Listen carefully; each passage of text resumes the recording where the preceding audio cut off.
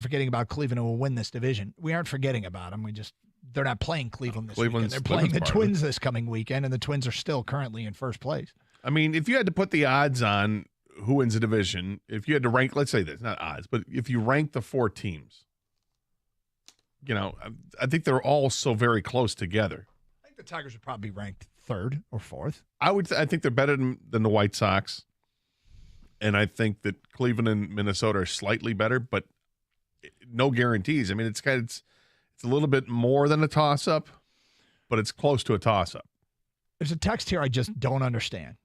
All caps. Oh, so it's yelling at you. Yeah, it's very, very. There's a sense of hostility. Loud. Yep. Who cares if these clowns win the division? They will get, and he goes all caps here again, destroyed in the playoffs. Uh-huh. I don't know. Who cares? I'll tell you. I care. Yep. I think every Tiger fan cares. Yeah, I would care. I mean, I do care, but here's one of the reasons I would care. A division champion gets a free agent to pick up a phone. A team that just is simply 10 games under, 20 games under, doesn't. You win the division, and you talk to somebody, say, hey, look, we are trying to own this division. So you'll get your postseason stage, and with all the help that we have coming, the addition, like you can add to a roster if you win the division, even if you're a 500 or below team. You have more of a likelihood to get someone to answer your call. And this offseason, with so much money dropping off the books, Gator, and there is a ton dropping off the books, that they could really go out there and make a splash. And if they win the division, I think they have a better chance of getting one of those guys. So who cares? I care. If for no other reason, that. I just don't understand the logic of somebody would say something like that. Like, if you're a Tiger fan and you're saying, who cares? Do you not care about the season as a whole and showing improvement? Yeah. Do you think playing what feels like meaningful games will help Spencer Torkelson? Will help any of these young pitchers that they hope to get back to get? Because I mean, if they're playing at the end of the year for a division, every start will feel big, every at bat will feel big, every trip out of the bullpen will feel big. You said like 10 minutes ago how different the roster is going to look a month and a half from now. And it's a better roster a month and a half from now. And that's not with making trades. That's not with picking up somebody's, player that they just waived. That's not doing any of that stuff. That's just getting guys back. How different it'll look. How different it could look if players in the minors continue to push and show that they deserve a shot, that they could be better than some of the guys that are on this roster right now. That doesn't interest you? You don't care about the season arc of Torkelson or Carpenter or McKinstry, or if Malloy comes up, if Colt Keith gets promoted at some point? You don't care about that? So who cares? He doesn't have to. He or she doesn't have to. But when you ask who cares, I'll tell you, we've given you reasons why we care. 248-539-9797, 97.1 the ticket.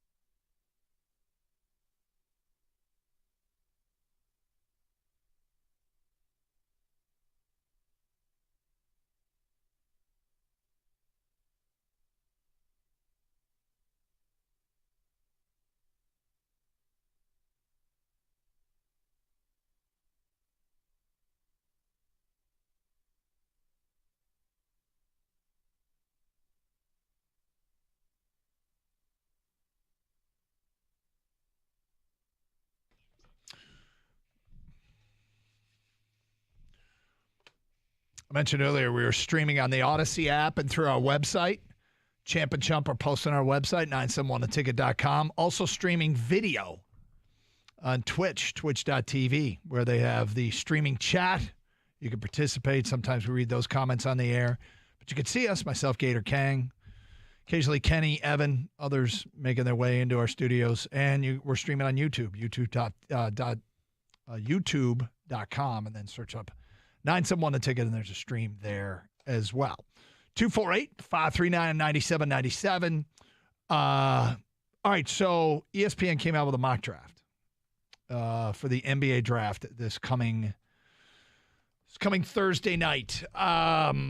This Victor Wembanyama character going number 1 overall to the Spurs. It's good to see the Spurs get some lottery luck. About time. Yeah. Yeah. Team that's moved up in 80% of the lotteries they've been in. Good Lord.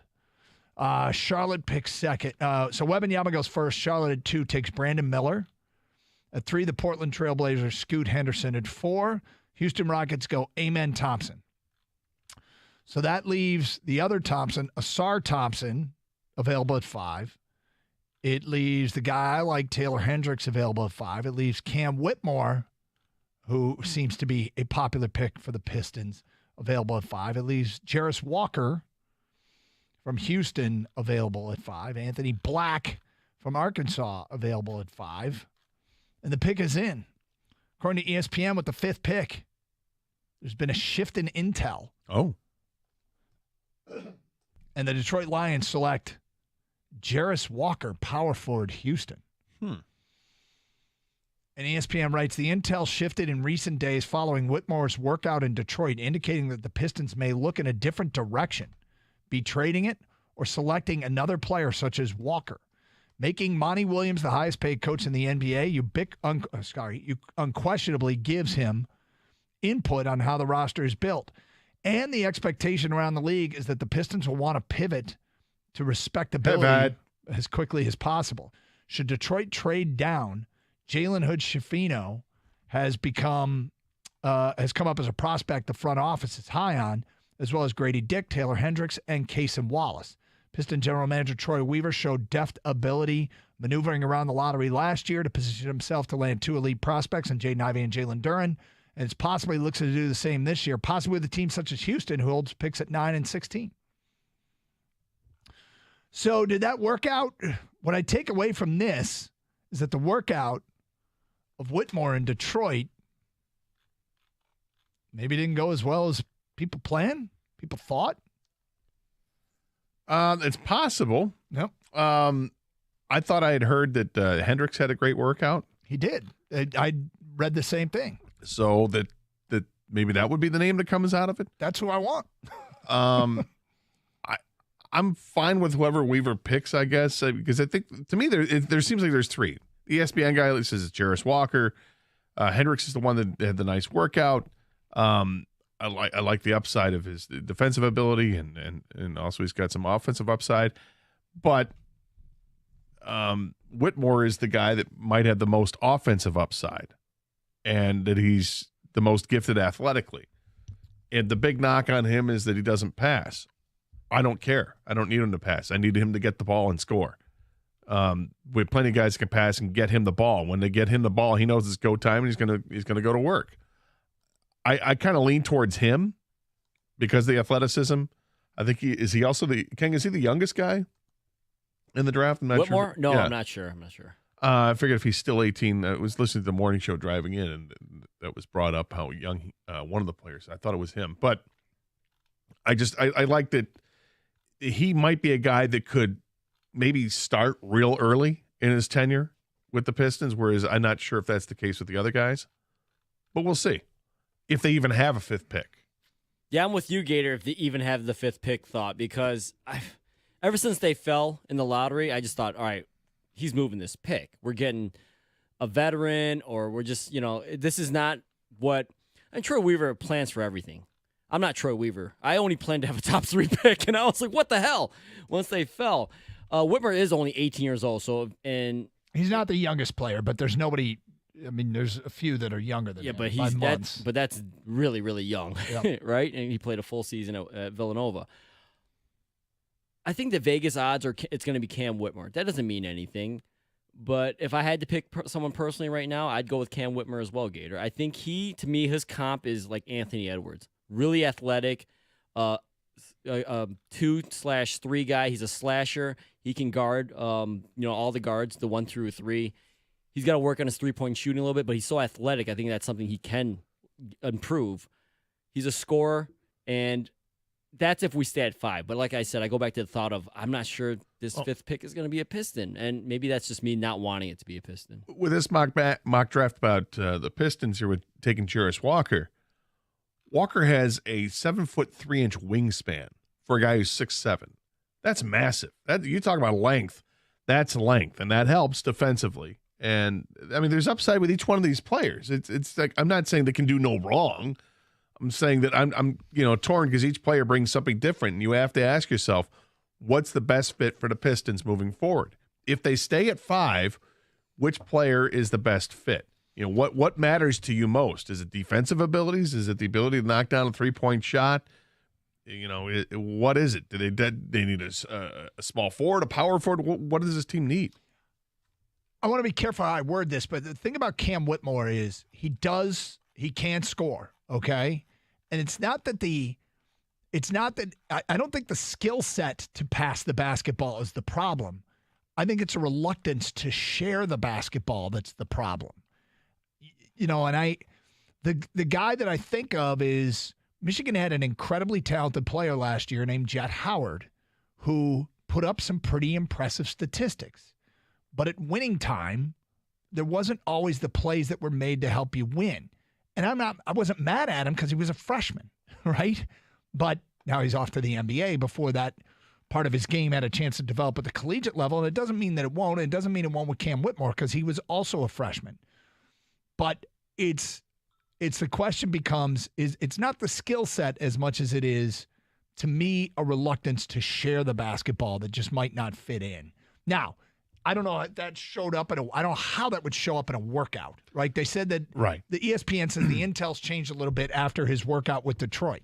So those two things aren't congruent with one another because you can't, I don't know that would show up in any way in a workout any more than it would on film. I guess, there's a difference with college and the NBA when it comes to a shot clock too. There's more of a sense of urgency to get the shot off in the NBA because it's 5 seconds, 6 seconds less. Mm-hmm. So in the NBA, you get in the half-court set. If somebody's posting up and you give them the ball, you better score because you're going to be the one shooting because we don't have enough time left on the clock to screw around and work it all the way around. This isn't college basketball anymore. Well, as it stands right now, I mean, I'm still in the Taylor Hendricks camp. Kang asked me an incredibly unfair question. Oh. And I'm going to ask it to you. Which one of your kids do you love most? No, that's kind of easy. Yeah, he answered that quickly. Yeah, exactly, yeah. Didn't even let me finish the question. I got the rankings. The rankings are in my back pocket, updated every day. Depends on how they act. No, seriously. The question he asked was, would you rather pick at 5 or trade? And I'm not telling you who's available at 5, who they take at 5, or who they get in a trade. Which would you rather do? And I'm like, well, that's taking away the most important information. Yeah, in both situations, it's door number 2. Would you rather have?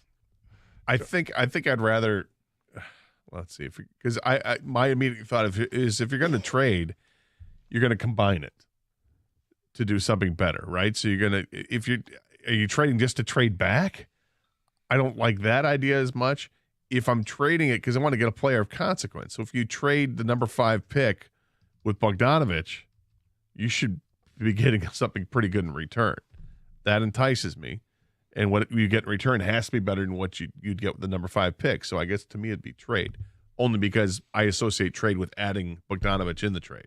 248-539-9797. Phone calls, feedback. Carson Anderson. Also coming up a little bit later on, 11:30. Which one would scare you more? It's Carson Anderson here on 97.1. So I was talking to some friends a couple weeks ago, and they were telling me how they listen to me when I talk about bourbon. I said, they're Flying Ace Bourbon. It's a few times a week. I say, drink Flying Ace Bourbon. It's awesome. It's versatile. It's this. It's that. And my friend said, you know what? I decided to get some, and it's really good. Like, yes, not lying. Speaking the truth. It's good stuff, and you can have it any way you want. That's why I say when I mean it's versatile, it's versatile. If you want to do shots with your friends, celebrate, go ahead. You want to drink it on the rocks or just have an every night sipper? Go ahead. No worries there. You want to mix it up with some ginger ale or some cola? Have at it. There's no guilt involved because it's only $30 a bottle. It's not going to bust your budget. You're not going to get funny looks from people. It's just good whiskey. Flying Ace Bourbon is a tribute to the American airmen of World War I. It's also and also Michigan's rich history of producing some of the finest aviators and airplanes in the world. Flying Ace is a bourbon that pays homage to both. It's a blend of aged whiskeys with notes of caramel, toasted rye, vanilla, and ripe stone fruit. It's a small batch American-made bourbon, and it's blended in Holland, Michigan. Yep, part of the Coppercraft family. So you know the quality is there. It's excellent. Follow them at Flying Ace Spirits on Instagram to stay up to date on their upcoming releases. And as always, please drink responsibly.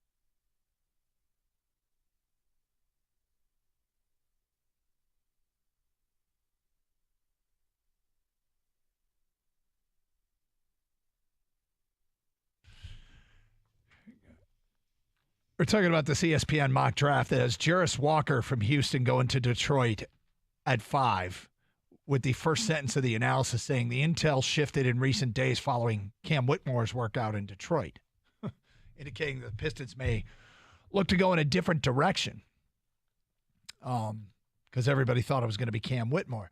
The rest of the top 10 goes Asur Thompson at 6 to Orlando. Taylor Hendricks, the guy I want, goes to Indiana at 7. Washington takes Anthony Black at 8. Whitmore ends up going number 9 to Utah. And Derek Lively, the second, goes to Dallas at 10. One thing that's interesting, and there are guys that I am eyeing for the second round pick, Brandon Pajemski from Santa Clara. Would love if he were still on the board for the Pistons at 31. Noah Clowney, big from Alabama. I'd love if he were still on the board at 31. But let me give you a name, and they're both gone in this mock draft. Let me give you a name that is on the board at 31. Mm-hmm. Amani Bates. Yep. Would you take Amani Bates at 31? I would. I think he's got a ton of upside. Is he mature? I don't know if he's all that mature. But he's had a pretty tumultuous 2 years. Mm-hmm. So maybe he has grown up a little bit. And I feel that the leadership of Cade Cunningham on this team, the fact that you have a coach that works well with younger players and helps to develop those players, that would help. And you might end up with a steal. It's taking a chance. I mean, I don't, second round picks, they're flyers for the most part anyway. Yep. But this guy, 4 years ago, everybody thought he was going to be the number one pick in the draft when he was eligible. So, what's changed? It seemed like what held him back was attitude more than anything else. So of course the question is, you can't answer the question without knowing who else is on the board. The Sonogo kid that we just saw be great in the NCAA tournament for UConn has like zero NBA hype, and I can't quite figure that one out because he just seems like he could be a great, great player doing things that help you win. And I like Jaquez, the shooter from UCLA, because he's always open. Like he would hit threes with contested threes with regularity. And, it's one thing to create your shot. It's another thing to be, a standstill shooter when you're wide open. But when you shoot with people right in your grill, I love that skill set, and I think Jaquez brings it to the table. Amani Bates is tempting because it feels like the skill set is one that he could be an elite player. What you have to remind yourself is Amani Bates is one of the best players in basketball, in the whole world of basketball. He is being already called a bust because he didn't live up to being the next LeBron James. But he's got a skill set that's so unique that if you forget about expectation and you forget about some of the off-the-court stuff and say we're introducing him into a professional locker room and hope that it can go a long way towards shaping him as a person and a professional, it's a very intriguing risk that I wouldn't shy away from. I wouldn't shy away from it. I think the issues with him aren't necessarily on the court. It might just be, between the ears and getting him to buy into what a coach is selling him, rather than listening to other people around him. Mm-hmm.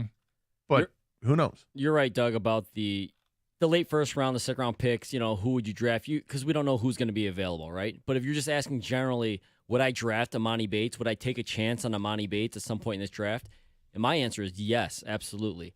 I think when you look at drafts, I think you almost have to rename them to get people to focus on what you're doing here. It's not the NBA draft. It's not the NFL draft. It's not the NHL draft or the MLB draft. It's the prospect draft. And he's one of the best prospects to me with the ceiling that he possibly has and the skill set that he brings that you would definitely take a chance on, especially, of course, later in the draft and not maybe with the top 5 pick. These are prospects, and it's hard to figure out who's going to pan out and not, and they do the best they can, and the best get a lot wrong. But if you hit, and you hit big, you can afford to miss more than not, right? Because if that one big hit is Kevin Durant, all right, well, I'll just fill out the rest of the roster with, I grab another all-star caliber player and role players, like I say, as Stewart, whoever. Winning players, right? So Amani Bates, man, I would not be mad at the Pistons if they took him in the last pick or one of the last picks in the first round, even though that's one of those guaranteed contract spots. If you get him in the first pick of the second round, you're talking about a low risk, high reward. He can shoot.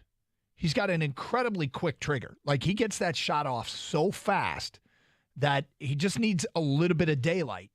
And, the rest, the defense, the effort on that end, the ability to play part of team basketball, which, is something that is probably less emphasized in the NBA than is at the collegiate game.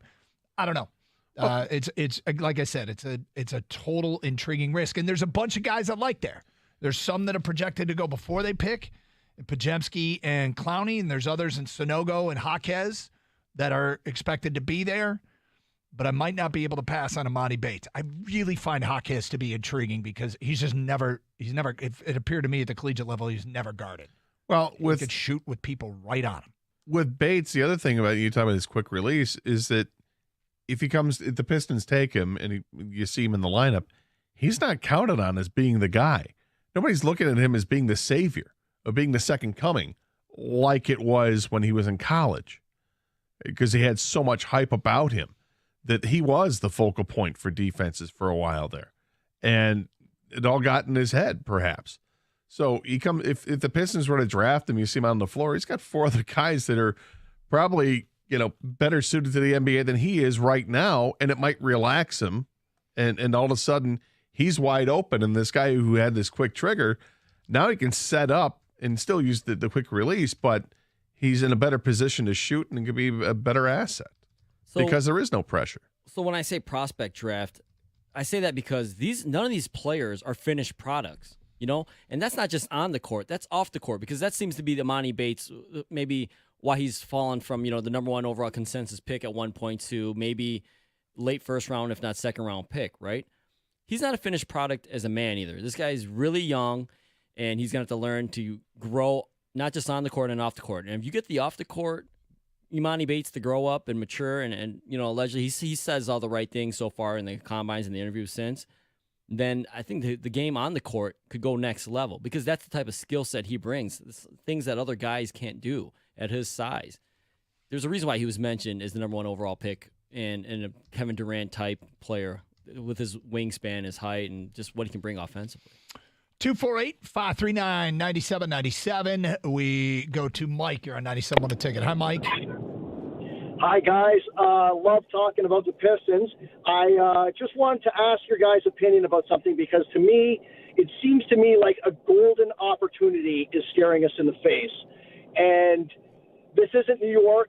This isn't L.A. We're not a free agent destination. And when players have issues, really good players have issues, and those issues have kind of been resolved league-wise and all the other stuff, I don't think the Pistons can overlook that. And the player I'm talking about is Miles Bridges. And coincidentally, Miles Bridges, the team that he's on, happens to have the second pick. And to me, I don't really understand, and I still don't agree with how Jaden Ivey's ever going to become a great off-ball scorer. And I don't like that confusion in the backcourt. And to me, I just want to know your guys' opinion of something. Nobody wants Miles Bridges. There's a whole bunch of headache around him. I think if you go to Charlotte right now, it takes a world to move up to 2 in the draft. But I think that if the Pistons were to say, you know what, Bogey, Ivey, and the 5 and sign Bridges, we'll do a sign and trade. We'll take Bridges in 2. If they could pull that off, you would have just an elite front court to go along with Cade. All you'd need is a long shooter, and that would be 4 pieces that would really, really, I think, know their role. And isn't Miles Bridges a free agent? He is a free agent, but he's been on the market for a while. There's been no really talk about him. But I think that. But you don't have to. Doug's point is you don't have to trade for him. So why trade? Well, the issue that I have is how in the world are you going to? I don't think you can get that second pick. It has nothing to do with it. If he's a free agent, you don't need to make a trade. He wants a second pick, and he's not sold on Jaden Ivey. My retort to that is, we didn't get to see a whole lot of Jaden Ivey playing with Cade Cunningham, so we don't know what it looks like. Is he talking about 2 separate things? Trading up to number 2 and signing Miles Bridges? I think he was. All right. I'm giving Jaden Ivey a chance to grow here. I disagree with him. I think Jaden Ivey is going to be a great NBA player. I agree with you. 248-539-9797. It's Carson Anderson, 97.1.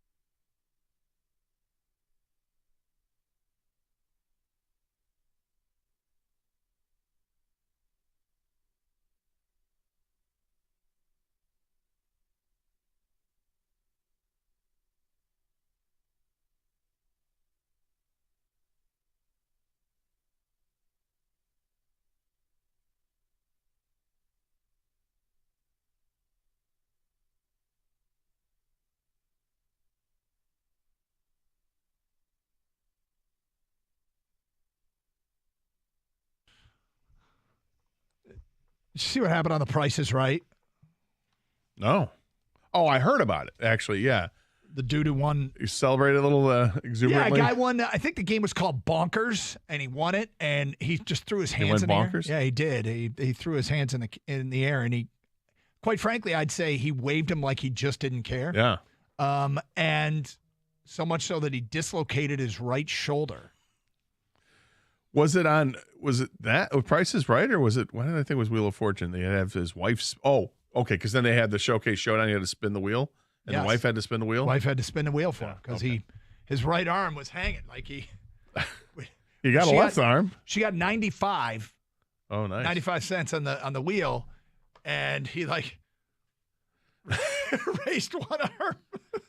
That's such a staged thing, though, when you think about it. Not that maybe his arm was hurt, but I mean, you could spin it with your left arm. The wheel's not that difficult to spin. Based upon your experience of spinning the Yeah, wheel on The Price is Right? Well, no, based on my I don't know, my 40 years. years of watching Price is Right, I've never seen anybody really have that much difficulty spinning the wheel, whether it was some, tiny woman or what. I mean, you pulled down on it. How tough is that? Why would you think it's staged? No, I'm saying staged is the wrong word for it. I think that, when he has a bad arm, they're like, hey, what would be a good idea if we have is your wife in the audience? Yeah, okay, have her come on. She could spin it. It'll look good. We'll get some publicity. As opposed to him of course he could spin it with his left arm, but nobody's going to talk about it if he spins with the other arm. They'll talk about it because, he suffered a horrific injury. His wife had to come out of the audience and she had to spin the wheel. Come on. It's not set up, This but is it like was. a Terry Foster I was going conspiracy to say, Doug, theory is what it is. are you buying this, Doug? No, For I'm Lift Gate or really something? not. What, I are you just- buying it? The wheel's so difficult to move with your other arm that you couldn't do it? I'm buying the fact that he would rather have his wife spin the wheel than him because either he was in too much pain, didn't want to, or maybe he's so weak he was going to dislocate his other shoulder. How does too. that even This is one of come those up? deals.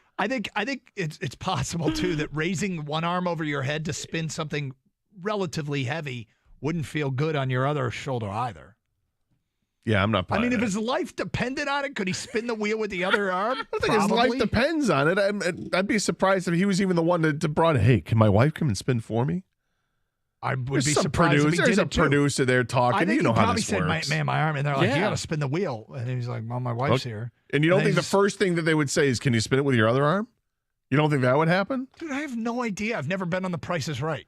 But you know how these things work. It's for entertainment value. You know that there's a producer in somebody's ears saying, get somebody else up Yeah, there. but also what else works is lawsuits. Maybe they're like, all right, enough from this guy doing anything. Mm-hmm. You're here with anybody? Maybe you just sit this one out. Yeah. Come on, people. And by people, I mean you and Doug. Come on. You know how this works. You know he could have spun it with his left arm. It's all done for cameras and for publicity. Come on. To bring the wife out. Nobody's going to read a Yahoo story about this unless this happened. You bring the wife out. No one's going to read it. Oh, I celebrated so hard that I had to spin it with my other arm. Celebrated so hard that I dislocated my arm, and my wife had to come out from the crowd, and she had to spin the wheel for me. Oh, let's make a Yahoo story out of it. Unnecessary hostility on the Price is Right dislocated shoulder story coming from Gator. 248-539-9797. Let's get back to your open line calls. D is in Detroit. Hi, D. Gator, DK, what's going on, baby? Pistons draft. Yes. How you feeling, D? Hey, bro, I'm so hyped up. You know I'm the biggest Piston fan in the city. I'm one of the few we have left, bro. Yeah. But, hey, bro, how come nobody in this state is talking about my man, Grady Dick, the University of Kansas freshman, bro? 6'8", 205, can shoot the three, can beat you off the dribble, has a lot of athletic ability, and he played defense. And nobody's talking about Mr. Grady Dick. And I feel it's a mistake. You're saying there's not brother. enough dick talk for you. Hey. That's what you're saying. Here's the thing. He's long. He's a good shooter. He can get his shot off. Stop! Hey, DK, Come on. can you imagine somebody showing up with a Hendon Hooker jersey on, followed by a Grady Dick jersey? Listen, I'll tell Only you in this. Detroit. The Only fact in that his, Detroit, baby. the fact that his first name is Grady, you had me at hello. Grady's a great name. Hey, man, but no, shit, all jokes aside, though, the guy's a player, man. If you look at Tyler Hero, him and Tyler Hero game is similar, bro. I'm telling you, if the Pistons pass on Dick, it's going to be trouble. Well, I think they're going to pass on him. He's probably in the teens. What? Don't the Pistons have another pick in the first round? They've got. Are you saying that they select Grady Dick? That's the Dick pick? Is that what they got? They pick at 31, which is the first pick of the second round. Yeah. Well, if they don't pick him at 5, someone might beat them to it before 31. Okay. They got to do it at 5. All right. Mm-hmm. Yep. Okay.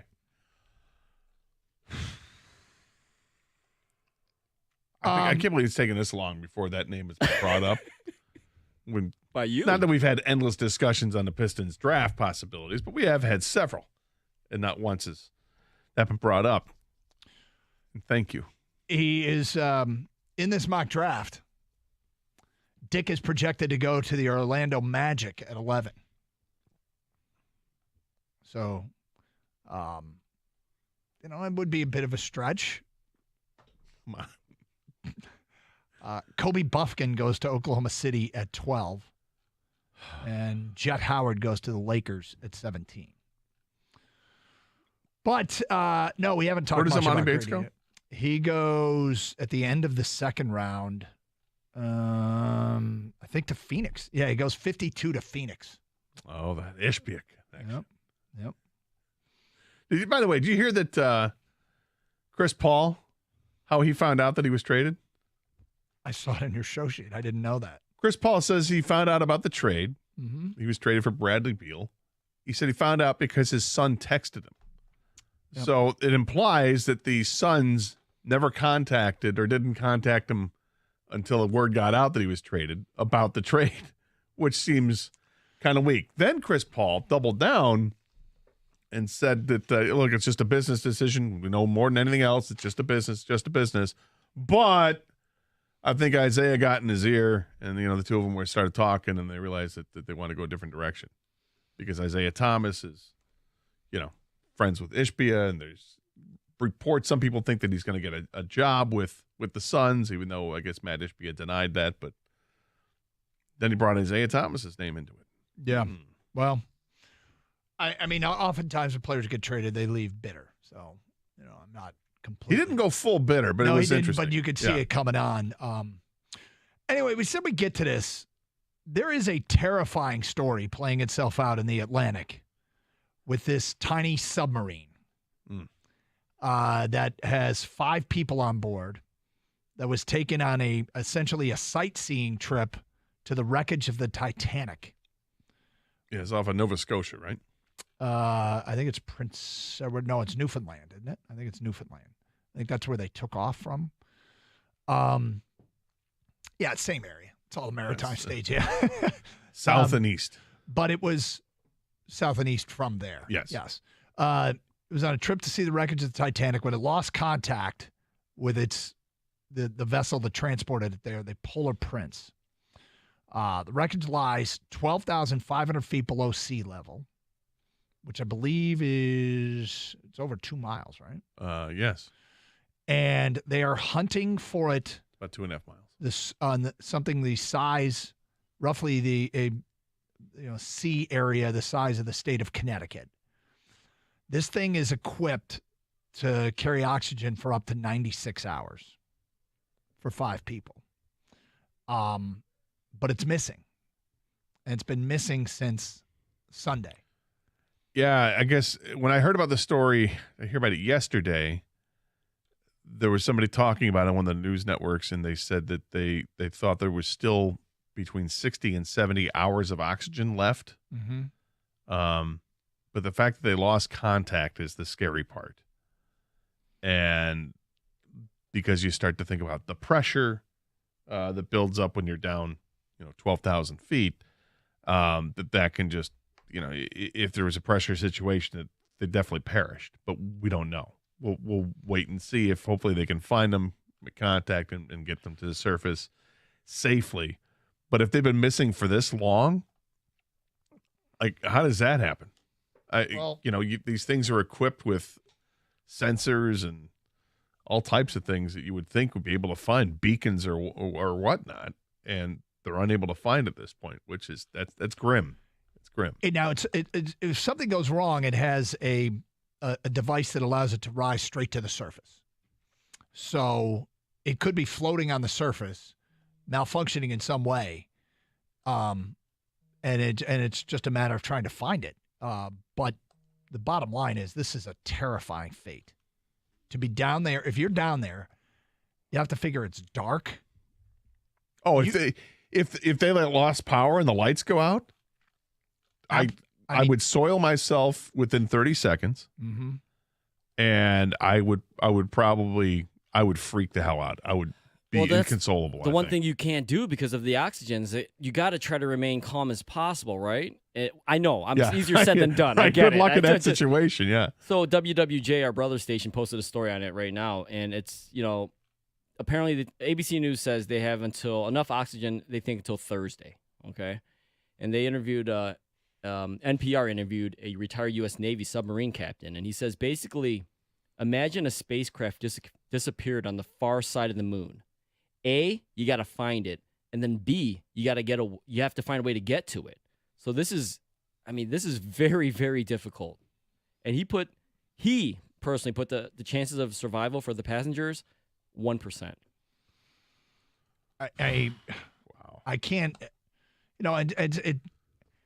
you think about if you're down there, okay, and you're stuck trying to remain calm, but the size of Connecticut, but you could be anywhere 2.5 miles down underneath. So it's not just skimming the surface of the water. It's at every possible level you have to be looking for this thing that could be floating. It could be sitting in the bottom of the ocean, in which case... you would think that's where it is, right? I mean, I would have thought the way they made it sound is if something malfunctions, it goes straight to the surface. I think the best case scenario is that it's gone to the surface and it's just floating inoperably on the ocean surface, and it's just a matter of finding them out there floating. Well, if it's floated to the top of the surface, if everything worked the way it was supposed to, then there should be a beacon that lets you know exactly where it is. So, but it shouldn't have. Me that, yeah, I mean, it hasn't done that. Who knows? There's no GPS underwater.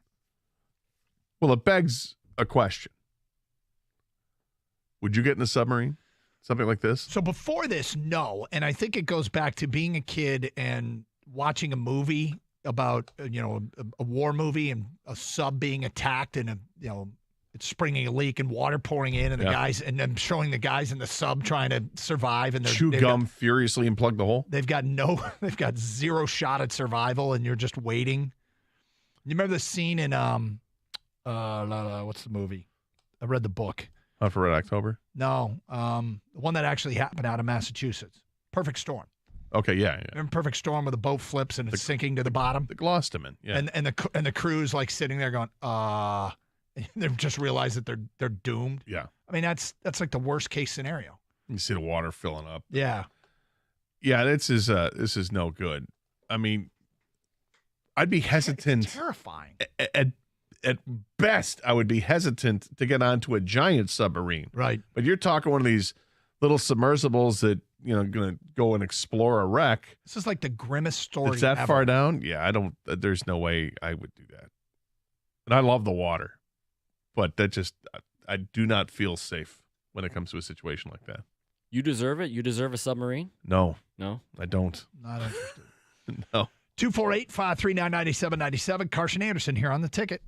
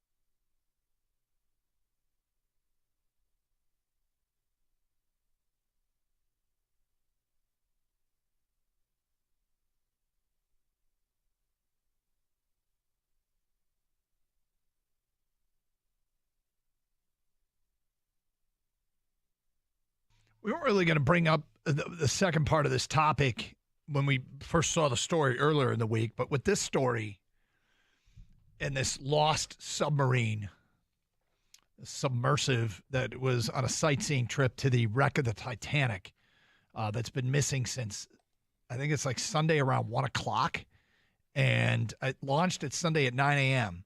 So we are past 48 hours, and they have, 90 hours, 90-something hours of oxygen potentially, but who knows what went wrong with it. There was a story that we saw on Monday about an unfortunate individual who fell off the skywalk at the Grand Canyon. You know that half-circle glass floor that you can walk out? Yes. The only way you fall off that is if you're climbing on the side of it somehow. You did something. It's hard to imagine you didn't do something very stupid. Sit on the railing. Yeah. I went from being very afraid of flying. I used to hate flying. I used to get really scared and everybody made fun of me and I just didn't like flying. And I'm kind of over that. Great depth scares me more than great heights. I would not go down in a mine shaft, an old, how you can do tours of old mines. I'm not doing that. I would not go down on a submarine. I am more scared of great depths and getting claustrophobic than I am great height. You weren't here last week. Was it last week, King? We did we had the interview that was from a year ago with the college baseball World Series player. Yeah, college baseball player. Yeah. Kid, was it from Stanford or? Virginia, I believe. Virginia, that's it. Yeah. And did this great interview after one of the games last year, but became viral again when they replayed it this year. And one of the things, because he was unflappable and he was just totally relaxed and he was funny, he's engaging, and then they said, the guys interviewing said, man, you don't miss anything. Is there anything you're scared of? Anything that scares you? And I don't know, King, do we still have the sound? And this is what his reply was.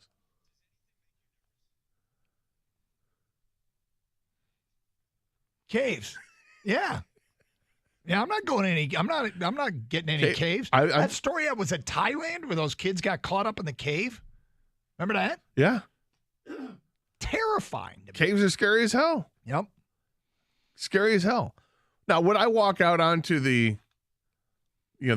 glass floor observatory deck, if you will, out in the Grand Canyon? I would. But I could see that it would play mind tricks on you if you look down. You realize, okay, well, all right. But I think I would adjust. But it would be exhilarating. I think, like the first time that I put on, and the only time I've ever put on the VR goggles, and looked at something like that when you're walking through buildings and stuff. I was messed up. Like it messed me up. Did it really? Yeah, spatially, when I was just standing in a room. But it was cool and it was exhilarating, and I think this would be the same thing. But you're 100% right. If anybody falls into the Grand Canyon from that deck, it's because it did something stupid, like Probably. sitting on the rail or taking a selfie, leaning too far back, and you're just it's awful, it's tragic, but man. So would you be more inclined to get in a submarine or go on to the observatory deck? Observatory deck. And that's a complete change from Doug 20 years ago. Way more, I mean, I'm more scared now of depths and claustrophobic stuff, caves, mines, and I would not want to get in the Titan submersible. I don't know what would have to be at the bottom of the ocean for me to say, yeah, I might want to go see that. I can't imagine. I think the only thing I maybe do that is if I had to save a family member. If somehow, some way I had to save a family member, and that's what it took. Being stuck in like a complete blacked out room and being there for 24 hours, it would be kind of freaky, but I think I can handle it. The Aaron Rodgers darkness retreat? That whole thing. I think I can handle that. I think I can handle that. Being stuck in a submersible that all of a sudden all the lights go out and you're in the bottom of the ocean, you talk about the great abyss. Oh God, no. I that's just an awful thought. 248-539-9797. Josh is on 97.1. Hi, Josh. Yeah, I was watching a documentary where it was one of the final, like, salvage trips to the Titanic where it was like they were going to take stuff. and they turned the lights off. And Gator, I know I'm going to set off a little panic. They said the darkness, it's so black that you go into a panic and you'll have a heart attack because you don't know how to process it. So I'm sorry to say, I'm pretty sure these people probably all died from panic if they're down there in the dark, because it is so black. Like you could hear your heartbeat. Like that's how quiet and dark it is down there. But this right here confirms I don't care how much money I have, going on a space exploration on some commercial flight now. Like, we can't even figure out going on Earth here, and now we're going to send those random people to space? There's no way. Yeah. There's no way. This is too dangerous. Scary as hell. No Thank way. you, Josh. Tommy is next. Hi, Tommy. Hey, guys. Hey. Yeah, you know what? I saw some documentaries on this, too, where, the James Cameron, who made Titanic. Yeah. He went down on a lot of those, and bunch of them, he went down and saw Titanic, and they came up. So I don't know what happened here, but I know what they said. If one little thing goes wrong, if there's a little leak, just a tiny little leak, that whole thing will implode, and you are dead within less than a second. All the people on that submersible, and there's no way in hell I would do that. I would much rather be launched into space than go. Because plus, think about this too, Doug and Gator. They say only 10% of our seas have been explored. The deep depths. There could be how do you know a giant squid didn't get them? Oh, you don't. I mean, honestly, I know. How do you know a giant squid didn't take that you thing? You don't know. Not in the Atlantic. What about Nessie? Well, Nessie, I mean, that's totally different. How about an unidentified species of creature that we don't even know know idea. about? We have no idea. We have no idea.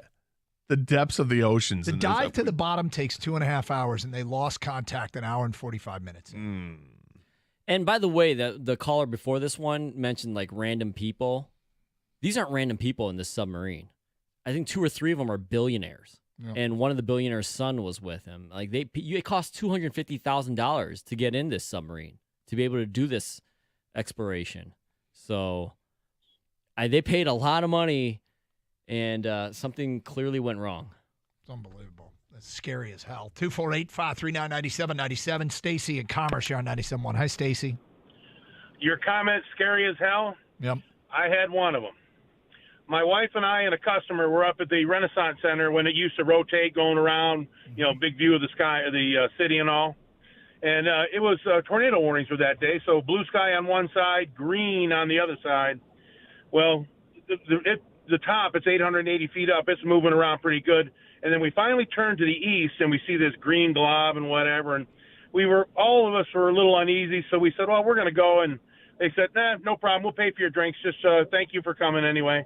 So as the doors are closing in this double glass outside elevator, my wife goes, should we be in here? And then doors close. And right at that time, the storm hit us, and it was a tornado that went into Hamtramck. So it went right through over top the Renaissance Center, and thousands upon thousands of 1-inch hail balls were blasting the glass. We're backed up against the door going, holy crap. And we're on auxiliary power going down a couple feet a second. And I can't imagine what those guys are feeling, but I felt that feeling of, okay, this may be it. And I'll never forget a day in my life. That's awful. I mean, Scary. that sounds That's terrifying. It's Carson Anderson. Next hour, you hear from Detroit Tigers GM, Scott Harris, president, Scott Harris. He discusses an approach to the trade deadline and the latest on Colt Keith and any other minor leaguer making the jump up to help this Tiger team, which is now 4 games back of first place Minnesota. That coming up at 12:30 here on 97.1 The Ticket.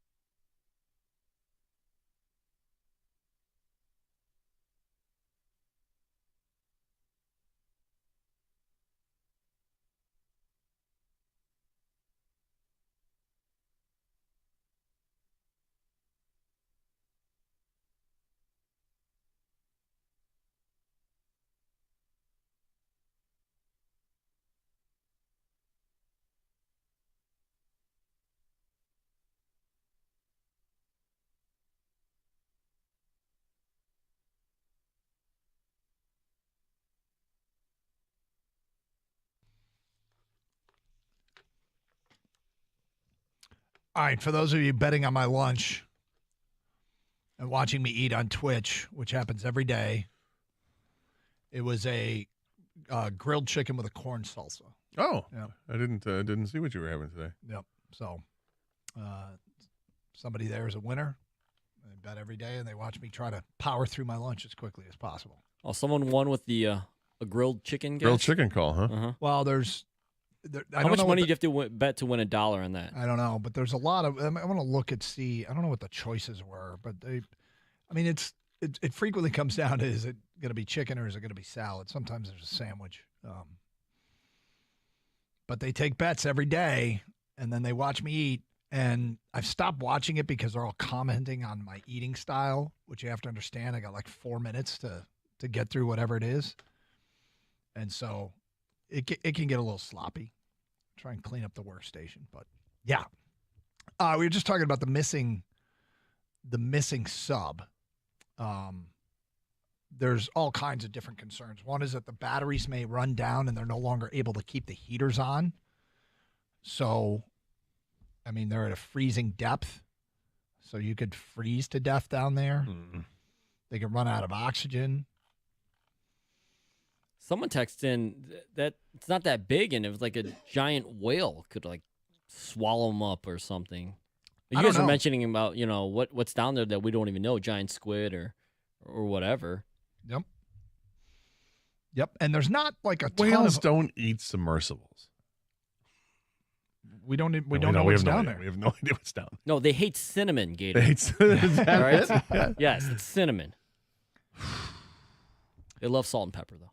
The U.S. Navy has one submarine rescue vehicle. I'm reading this from the New York Times. They have one submarine rescue vehicle and can reportedly reach depths of just 2,000 feet. This could be deeper than that. Well, their target was 12,000 feet. So you're talking about there isn't even a ton of vehicles that could get down there to help them, which is just, I mean, this is horrific. Now, if it worked the way it's supposed to, when there's a problem, it can surface on its own. And if it's just a communications issue, I think the best we could hope for is that it's floating around on the surface of the ocean. But then you still, what I haven't been able to find out, I did see that the only way in and out is through locks that seal from the outside. So you can't get out. And it still might be an oxygen issue.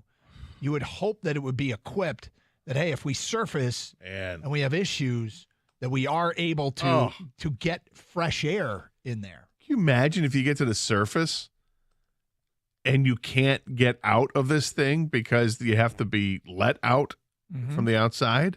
And I mean, and you're already scared to death. You finally get to the surface, like, oh, we're saved, but you're not, and your oxygen's going to run out. Yeah, that's why. I mean, if you're designing this thing, right, you would have to think there'd be an emergency way to get oxygen in there if you're floating around on the surface of the. Some way to. Well, the other thing is decompression. Yeah. Yep. So that's a whole other issue. What was the movie? Too. Wasn't there one of those movies where? Well, The Abyss. Is that the one where they had to come up slowly and one guy said screw it and went right to the top and it was not pretty? Well, there was a couple of movies. I don't think it was like The Abyss, but The Abyss had they talked about getting the bends. I need to be careful. It was a movie. Yeah. It wasn't real. No, but it's a real thing. You have to decompress depending on what depths you're going to. That's real. Anyway, no, thank you. Seriously, I hope they find these people. If you had to go on a submarine or go on a crab fishing boat during a storm. I mean, a crab fishing boat during a storm sounds terrifying as well. I mean, when you see the video of the swells and how the boat gets going up and down. Yeah, you watch Deadliest Catch. You want to be on one of those, or would you rather be in a submarine? No, I don't want to do either of those things. What about you? I'd probably go. I think I'd go submarine. I'd probably go crab boat, and I'd hate it both. I think I'd go submarine because I couldn't handle the up and down of the crab boat. Kane, what would you do? Submarine or crab boat in a storm? The submarine, you're just in a submarine. There's nothing like going on around you, or you're in dire straits or anything like that. No, you're just in you're gonna go in a submarine. You're gonna go 5,000 feet down, and then you're gonna come back up. Eventually, that's the plan, right? That's the plan. well, then I'm going to do that because the other one, you're already in a pickle. Like the Submarine, you're not supposed to be. There's only so much I could throw up. You know, like what is that feeling after you've? I mean, of course, we probably all experienced it, but when there's nothing left to come up and you're just dry heaving, and how miserable you are in that situation, that's what it would be like on a crab boat in a storm. Wow, there's no consoling it. Yeah, that sounds better to me than being in a submarine. And they both sound awful, but yeah, I hope they find these people. So nice win for the Tigers last night, who are on the brink of loitering. They're at the brink of being asked to leave where they were before. They were politely escorted out of the top of the American League Central standings, and now they're starting to loiter back near the top again. That's right. And Kansas City's in town. Kansas City's not very good. Meanwhile, the Twins, one of the teams they are chasing, is facing the Boston Red Sox, who are better. And the Red Sox took care of business last night. The Tigers have trimmed this thing from 7 down to 4 in a pretty quick amount of time. And they're doing it with some. I mean, that was a kind of a scrappy win. They didn't play that great early. No, they didn't. Defensive mistakes, and they weren't hitting it all. They have 4 hits going to the bottom of the 7th inning. Yeah, they were letting a pitcher who has had a horrible season so far, 0-11 on the year. They let this guy, the Royals got ahead with a couple of home runs, and the Tigers could do nothing against the pitcher. And then they finally put some stuff together, maybe some unlikely sources coming alive there. Miguel Cabrera, who's hit very well in the month of June. He had a couple of hits last night. Jake Rogers had a big hit in the game. Jonathan Scope had a big hit in the game. These aren't the guys you're counting on, and they delivered. And then, of course, Kerry Carpenter with a 3-run bomb to right field. That was fantastic after Torkelson had struck out. Yep. And Alex Lang came on at the end, did well. Tyler Alexander. I got to tell you, every once in a while, our guy behind the glass there gets something right. Your whole Miguel Cabrera needs to play more. Not just because it's his last year. You just thought he needed to play more to get going, and he's gotten going. What's he hitting this month? 343. And he's playing more. He's played in 11 games. Mm-hmm. In 20 days. Yeah. He's got 35 at-bats. He's hitting 343. He's also slugging 571 with a 986 OPS. So it's not he's not doing the Singlio routine from back in the day. Yeah. He's had some extra base hits, 5 doubles in the home run. And he's drawn a handful of walks as well. He's playing. And I've said all along, with Miggy, it's about what Miggy can do. I'm sure there's a daily conversation that happens with he and AJ Hinch.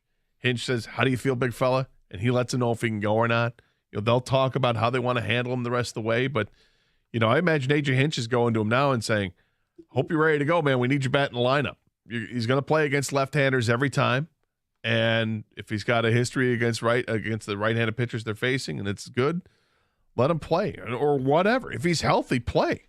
If he feels good, let him play. See, my theory behind the whole thing, Doug, was like, if you want to get something out of Miguel Cabrera to help this team, because the offense was so bad, right? So putrid again. Yep.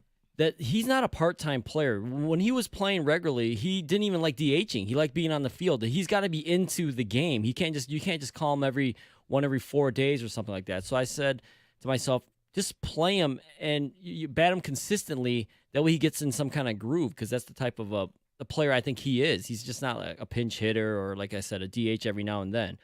And you know how we listen to AJ Hinch every week almost on the morning show? Yep. AJ Hinch listens to me. Is that what it is? That's what it is. Now, to put it in comparison, Javier Baez has 265 at-bats on the year, leads the Tigers with at-bats. Torkelson's second with 264. Miguel Cabrera only has 127 at-bats, so it's less than half. He's also hitting towards the bottom end of the lineup. But I asked you during a break one time today or earlier, I said, is it time that you start thinking about moving Miggy up in the lineup? Instead of hitting 7th, do you move him to 5th? Because the guy who's hitting 5th, Nick Maton, isn't hitting at all. Yeah, I mean, anything that gets Maton moving down sounds good to me. Or you mean down 75? Yeah.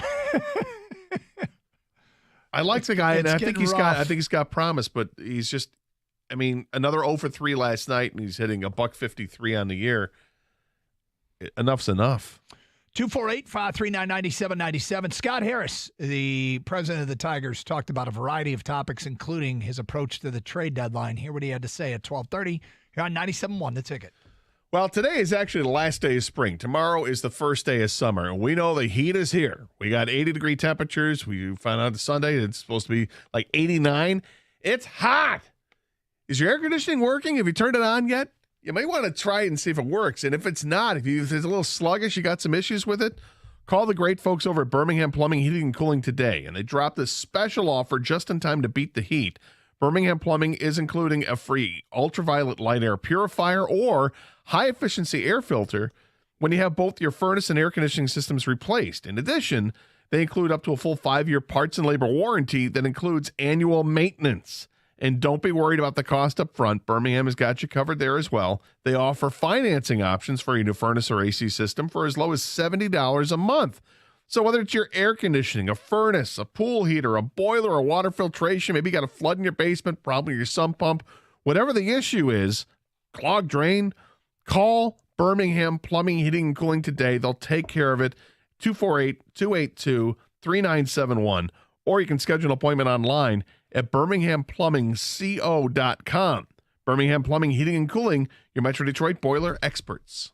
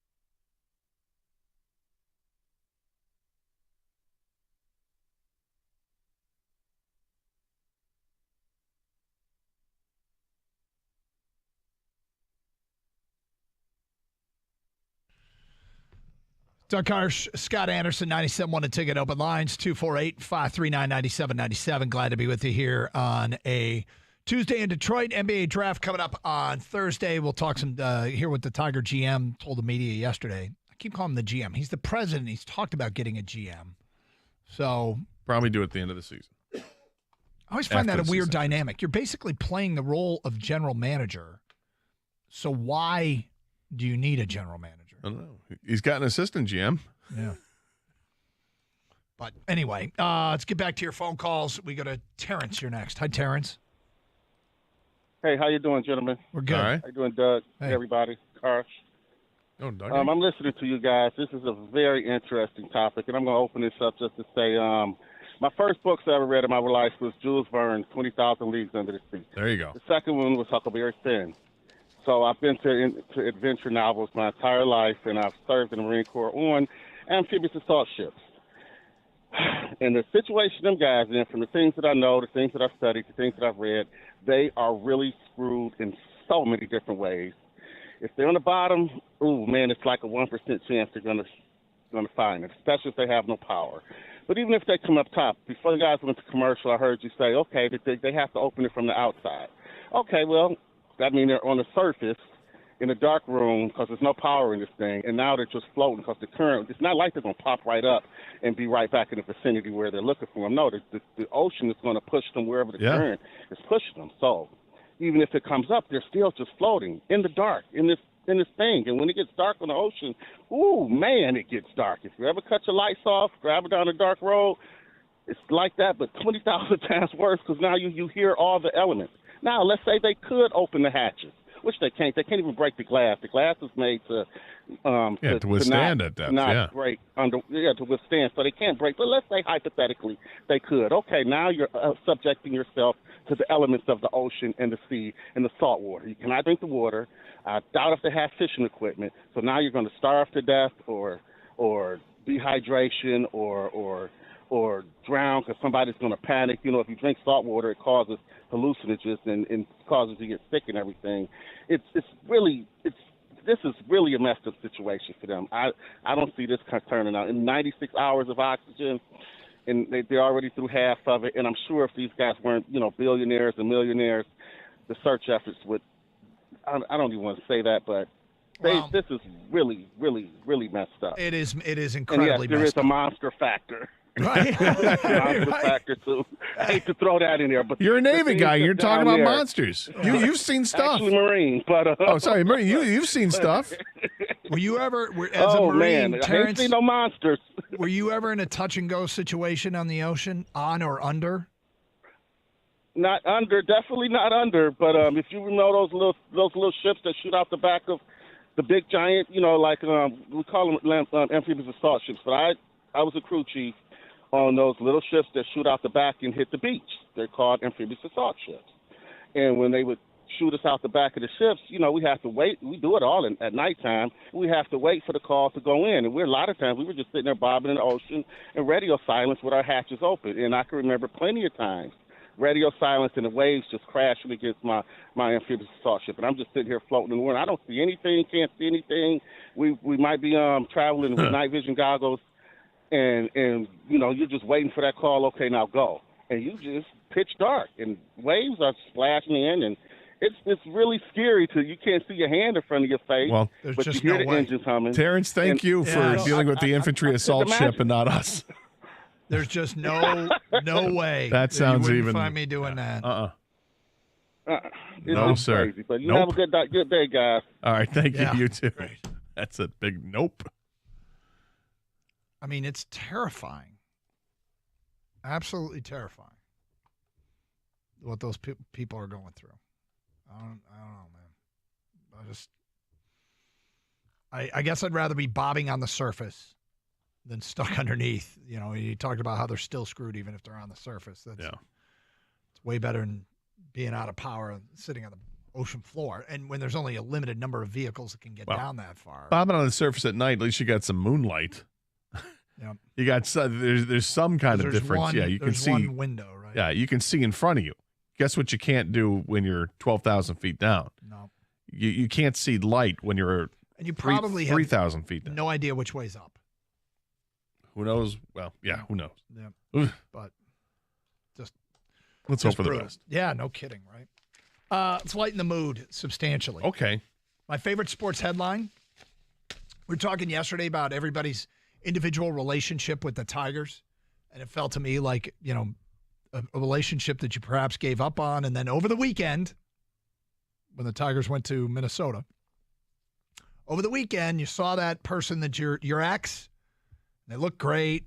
You actually they look really good. Maybe not great because Tigers took 3 or 4, but better than expected. They look better than you thought. And then you had maybe some interaction. You went pretty well. Not great, but pretty well. Yeah.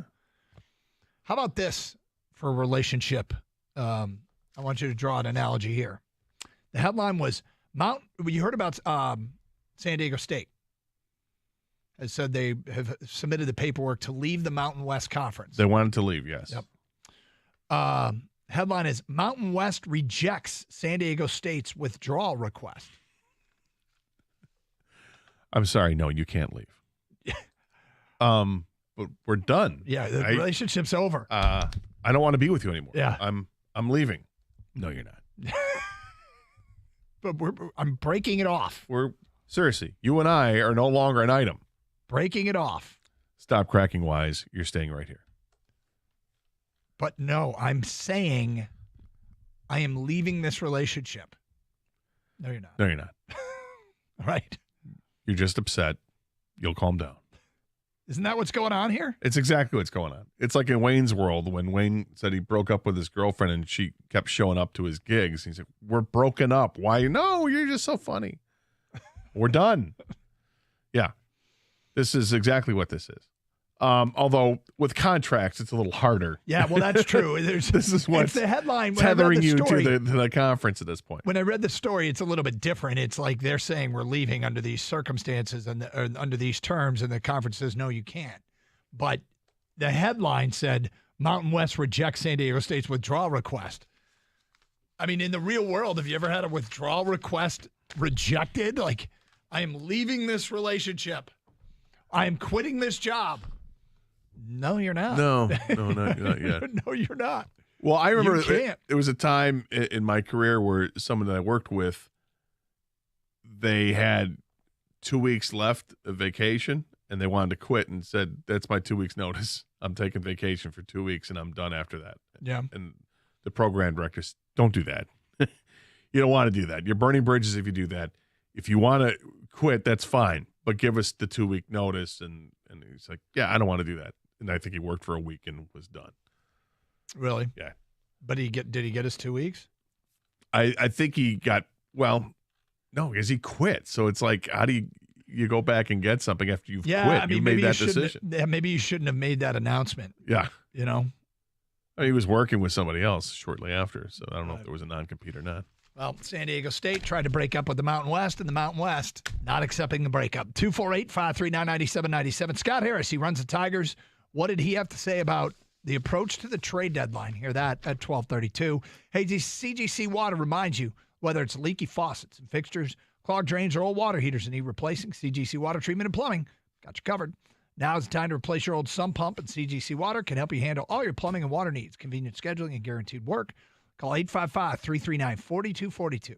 Let CGC handle your plumbing needs. Call CGC Water Treatment and Plumbing, 855-339-4242, or visit cgcwater.com, your local independent Connecticut dealer.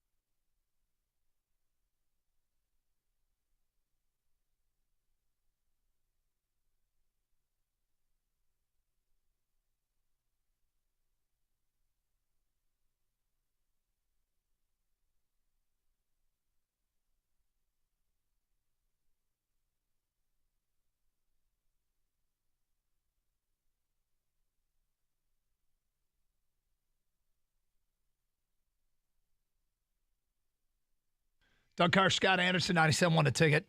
Open lines, 248-539-9797.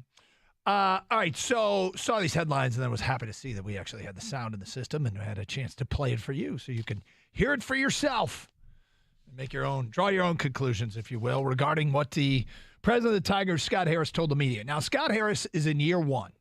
Hasn't had a chance to do a whole lot.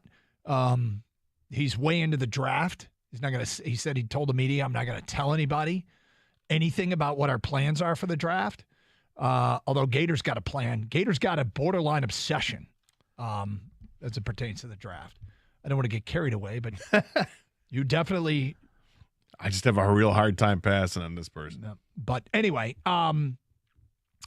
so he's going to be really heavily involved in the draft. Said he might hire a GM, but he's going to continue to run things for now, which is perfectly fine with me. But had some interesting things to say. And I know a lot of people talk about the trade deadline. It's still, a month and a week and change away. But, some people, if they're hanging around, would be in favor of them getting aggressive and, going and trying to add some help to the everyday lineup. I think most would probably be in the sell camp, but I don't even know, which would be players that you're likely to lose this offseason that are helping you now, like Eduardo Rodriguez or – you still have Alex Lang, but you could sell some pieces for sure. Everyone's always looking for relief pitching. So one of the questions asked of Scott Harris, have you formulated a plan for the trade deadline yet? Here's what he said.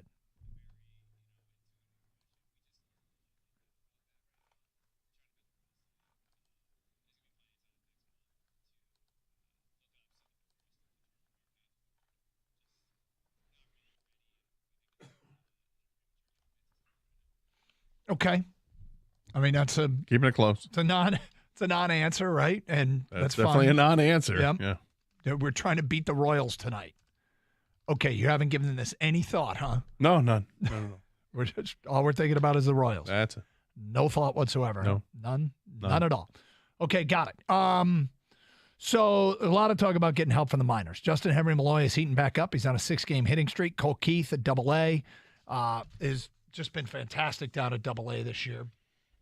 So, but they did rest him for a few days because he had some arm fatigue, and keep in mind he missed part of last season with a shoulder injury. Yep. So. Yep. But he's hitting .325 with 14 home runs, 25 walks, 58 strikeouts in 55 games. That's his stat line. Is that good? I mean, it's good, yes. Now, would he be doing it at the major league level? Of course, it's a whole different thing. But the topic of Colt Keith came up, and he gave us his overall thoughts.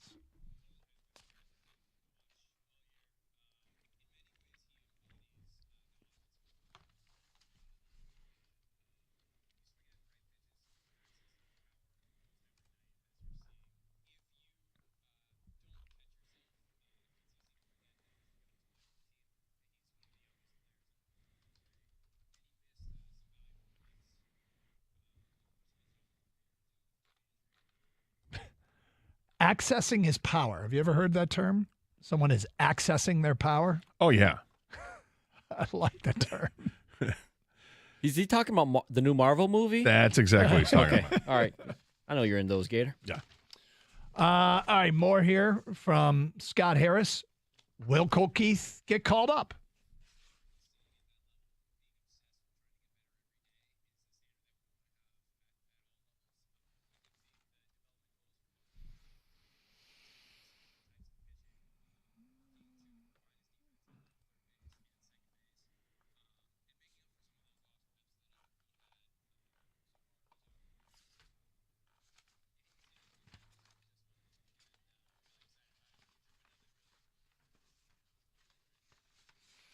Okay, so, he keeps talking about making up for the at-bats that he lost. Evan Petzold did a story today in the Detroit Free Press, and he made a really, really good point here about when to maybe expect. I mean, it's kind of inferred, I guess. He didn't really make the point, but it's kind of inferred when we might expect to see Colt Keith get a promotion. And I highlighted it, and now I can't find it. So that's just fantastic, Doug. Well done. I'm new here. Today's my first day. It comes down to plate appearances. It's he's approaching the same number of plate appearances at Double-A that he had at Single-A before he got promoted to Double-A. Here we go. Sorry. 292 plate appearances at High A West Michigan. He's at 258 plate appearances at Double-A. So maybe in the next 35 to 40 plate appearances is when you see him get that call up to AAA. So that could be something to look for, Gator. Yeah, I think that Scott Harris talked about it. He wants him to face better pitching, and you'll face better pitching at AAA than you will at AA. And you want, and another thing he said was that the gap between, good pitching at AAA versus the majors is as big as it's ever been. You can only get so prepared because Major League pitching is so much better than what you see in the minors. So I think he's just trying to calm everybody down. He said he reads Twitter, and he knows everybody's clamoring for this kid, but they just want to take it slow and make sure that they bring him up at the right time. And but he also said people can make the jump. They can make the jump from AA to the majors. It's happened, but he wants him to get more experience against different pitchers. Well, some of what you said is what we'll hear next. How about that jump? Is it too big to go from AA to the majors?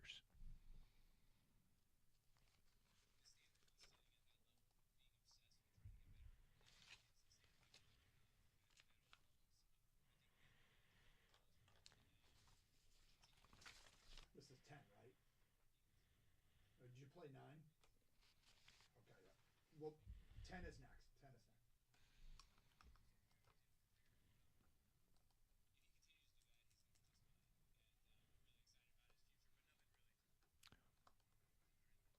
Apologize, that's the same cut we just played. Here is cut 10.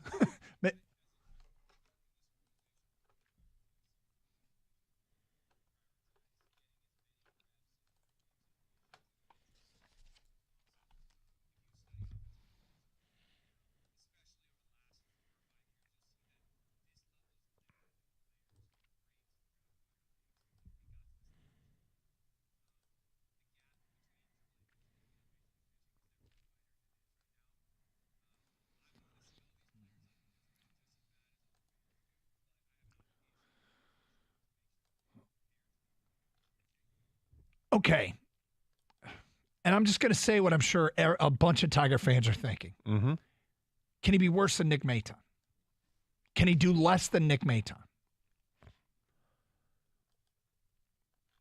I mean, there was a time there where Nick Maton was providing some power.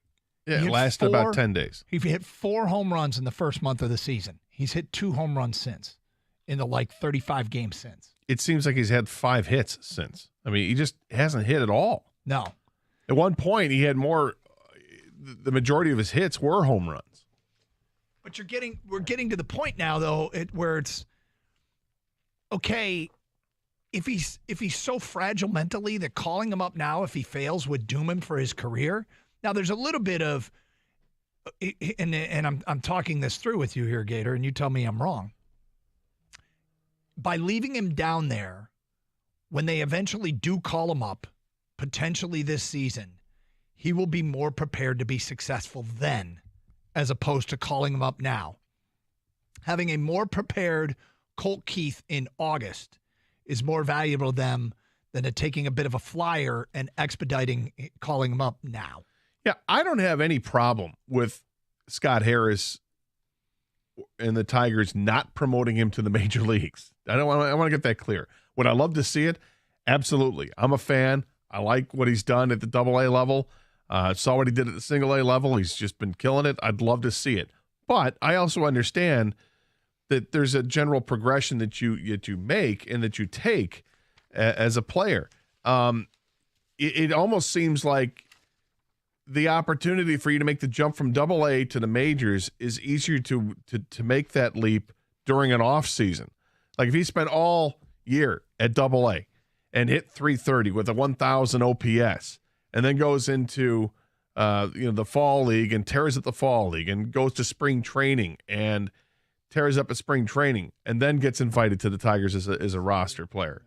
That I could see, that's where the guys who make the leap from AA to the majors. during the course of a season to completely skip AAA in the middle of a season, I can understand it. That's not ideal. So go ahead, but promote him. Well, but promote him at least to AAA because there's not much he can do and accomplish at AA. Is there any chance that he would skip AAA? Scott Harris answers that question. You'll hear his response at 12:48. Phone calls and feedback mixed in. It's Carson Anderson, 97.1. Well, summer starts tomorrow, and you know what the weather's like. It's really nice and hot, and frankly, at night, it's wonderful. You want to be outside. You want to enjoy stuff, right? Well, summers will never be the same when you transform your outdoor space with Trex composite decking from Builder's First Source. Fade, stain, scratch, and mold-resistant Trex composite decking from Builder's First Source gives you a maintenance-free, ageless look. So whether you're looking to build it yourself or maybe you need a referral for a Trex certified installer, Builder's First Source has you covered. With decking for every budget, make the most of outdoor living with Builder's First Source. 2 locations, in Clinton and Shelby Townships. Builder's First Source is Macomb County's largest and first source for decking.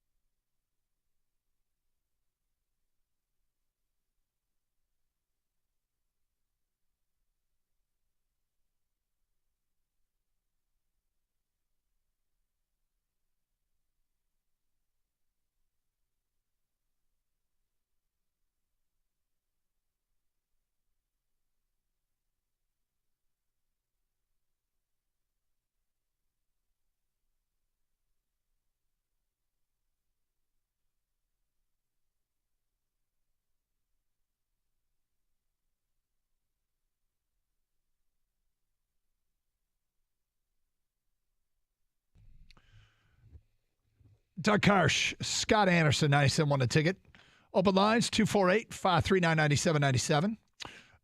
So we're replaying some of what Scott Harris told the media yesterday, the president of the Detroit Tigers, and a lot of it was centered around, you heard trade deadline, completely non-committal. He basically said, hey, we're just trying to beat the Royals. Trying to beat the Royals tonight. Okay, sure, all right. It was focused on Seattle. Yeah, wasn't going there. But what about Colt Keith? Well, you heard him say a whole ton before the break. Would he actually consider calling a guy up from Double-A to the majors? That was a question that came up, and here's what he said.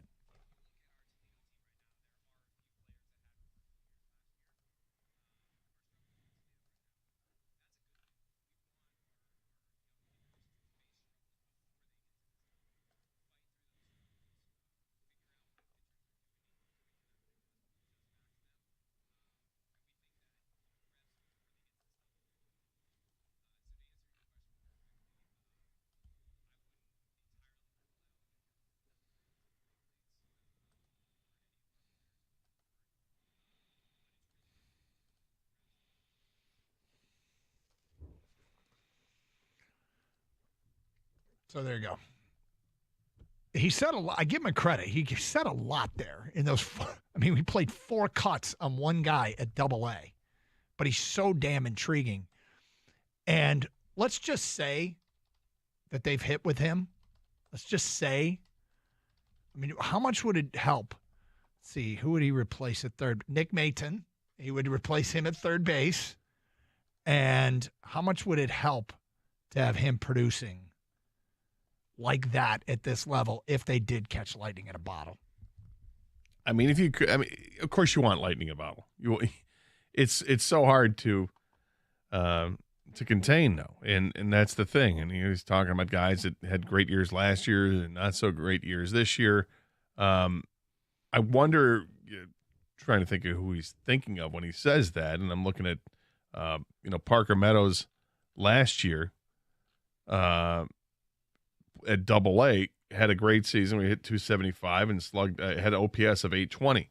Didn't get off to a great start this year, but he's up to 257 now with a 769 OPS. So it's not too far off of where he was a year ago. In fact, I think he's trending to have but maybe even a better season with home runs and RBIs than what he did last year. Right. But I get it. It's something to say that helps calm the seas a little bit. Well, guys had good years last year and they're struggling a little bit. We want them to struggle. We want them to overcome it. And we'd like to see that. We'd like to see them struggle.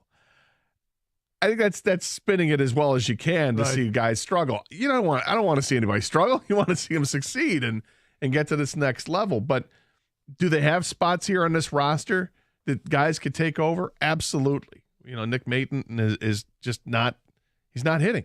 That's an easy one.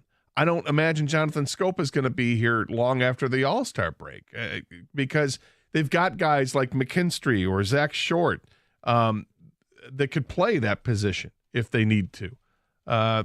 You look at Ibanez as another one that could play that position. So it makes Scope expendable. If they wanted to bring somebody up, you could do that. But Nick Mayton right now is the guy that I imagine every Tiger fan is scratching their head going, how come he's in the lineup every night? Right. 248-539-9797. Let's go to Joey next here on 97.1. Hi, Joey. Hey, guys.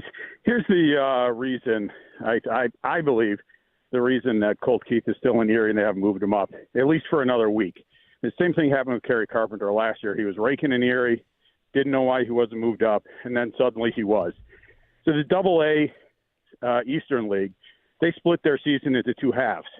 You win the first half, you qualify for the playoffs. Right now, I think there's about a game difference between Erie and I'm not sure who they're competing with, but there's only about a game separating them from first place to win the first half. So they're definitely not moving him even to Toledo, at least until the first half of the season is over, which is at the end of this month.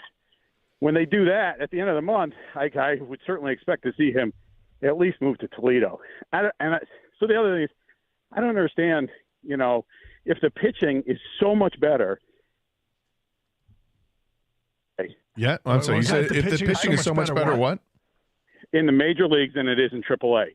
the difference in the pitching is so much better that the guys can't hit when they get to the major leagues. Why is it that our guys can keep pitching between Toledo and Detroit? They keep bringing them back and forth between Toledo and Detroit, the pitchers.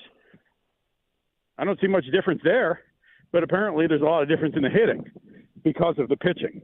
And then the last thing I would say is I'm bringing confused. a guy up from Double-A. I don't get that point. Gator, do you? No. So what I'm saying is, if he's saying that the hitters have such a huge adjustment to make when they get to the major leagues because the pitching is so much better at that level than it is at AAA. Yep. I'd like to understand why he feels like it's okay to continually bring the pitchers back and forth between AAA and the major league. Well, they need arms. I think that's one simple way to Right. say it. And Well, guess what? They need bats too. Well, yeah, but I mean, you just sometimes I need any arm because that arms are so valuable in baseball, and you have a smaller roster with it. I don't know. I'm not sure I totally understand what you're saying there. Either. I don't understand at all. But let's look at the Kerry Carpenter example from a year ago. He played 63 games at Double-A, where he hit 304 and had an OPS of over 1,005. Killed it. 22 home runs in those 63 games. They had to promote him, and they did. They promoted him to AAA Toledo, where he played 35 games. And in the 35 games, he hit 331 with a 1,064 OPS.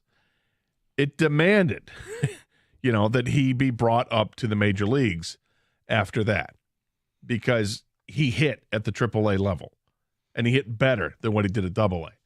Now, will that happen to Colt Keith? I don't know, but I think the time is going to come real soon that they do promote him to the AAA level. He's just killing the baseball. And I think the first point might be an interesting one that we hadn't thought about. They want Erie to win the first half of the minor league season. I think the idea that he's approaching about the same number of plate appearances he had at Single A too tells you that the clock is ticking. But I mean, look, you know why we're talking about this? Because quite frankly, the Detroit Tigers need, I don't want to call it a miracle, but they need a really huge break to be significant beyond the American League Central.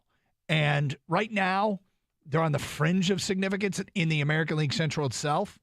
But, right, is the only way that they're going to really establish themselves as perhaps the best team in this division is either getting a bunch of guys back and having good luck with health and nobody else gets hurt the rest of the way, or something like Colt Keith or Justin Henry Malloy or Parker Meadows is that guy that comes in and just continues doing at the major league level what they were doing at the minor league level, which happens on occasion. It does.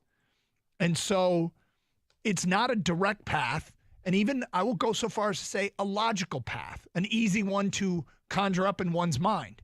But it's also not impossible to see something like this hitting. But they need something to hit, which is either a stretch of incredibly good health or one of these guys in the minors just can come up and do what they've been doing. Yeah. And I would, again, as a fan, I'd love to see somebody make the jump because they could be that kind of special player.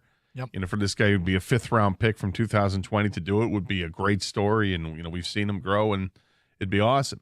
But maybe it's just logical what they're going to do. They follow the same thing they did last year before they brought Kerry Carpenter up from AAA to the major leagues, right? Mm-hmm. So I could see that happening with Colt Keith if he produces at the AAA level. The other guy to keep an eye on is Jace Young, who's playing at High A West Michigan, and he's been doing very well there.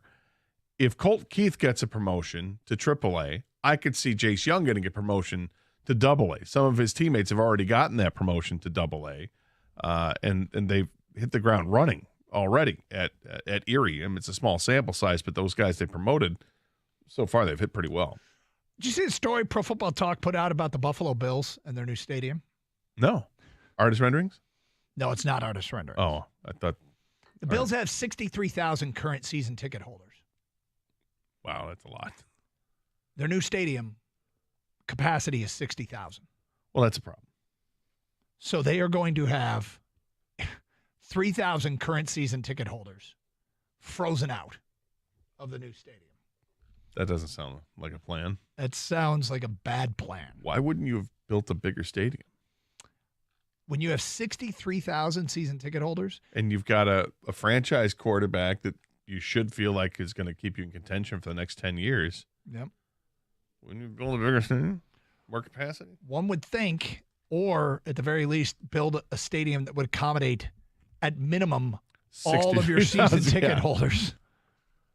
Math. I know it's not your strong suit. It's not, but I think there's a 3,000 deficit there. Who knew this about Adele? We will get to that today at 102. 97.1 The Ticket.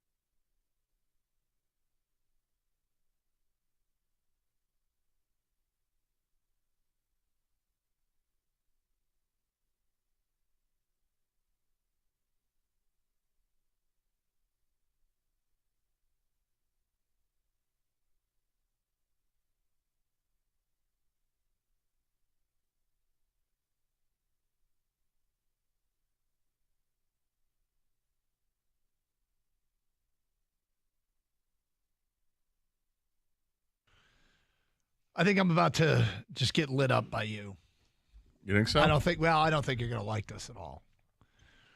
Maybe I should talk to Kang, because what I'm about to admit to on the air is something I never thought I'd say, but it's gone from one extreme to the other.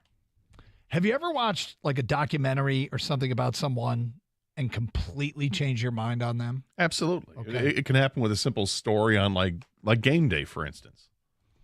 Like Ryan Day. Yes. Ryan Day is a great example. And this is before he was losing to Michigan. When they did the story about he puts a lot into mental health, right? Yeah. And helping kids that have had problems, and just seemed like a dude that was really cared about others. Kang, have you ever had that? You watch something about somebody and you go, God, I didn't like him, but now I do. Probably. I just can't think of anyone right now. I just got done watching something, and I went from, this is somebody I used to hate. Oh. That I went to, I don't like him, to now I love the dude. Uh-oh. I just finished watching The Luckiest Man Alive. Oh, Bill Walton? Yep, the 30 for 30 on ESPN. And I don't like Bill Walton. I love Bill Walton. I think Bill Walton is awesome. And it completely changed my mind. Completely changed my mind. What was it? What was the moment where you said, you know what, I love this guy? It was his ability to take criticism, to own the criticism, and say, and just to not let it get under his skin. The only time it was a 4-part episode, and there's been plenty of criticism in Bill Walton's life, because Bill Walton, he had a stuttering issue. Mm-hmm. Bill Walton had people criticize him because he was always hurt, signing guaranteed contracts, which everybody had, but he missed seasons. Right. And Yeah, took a ton of criticism. At one point, he signed a massive deal with the then San Diego Clippers, and the interviewer said, so you were making, I don't know what it was, $7 million, and you didn't have to do anything for it? Sounds like a pretty good deal. And that was the only time Walton was like, you think that sounds like a good deal? The only thing I wanted to do more than anything else was play, and you're going to tell me that sounds like a good deal?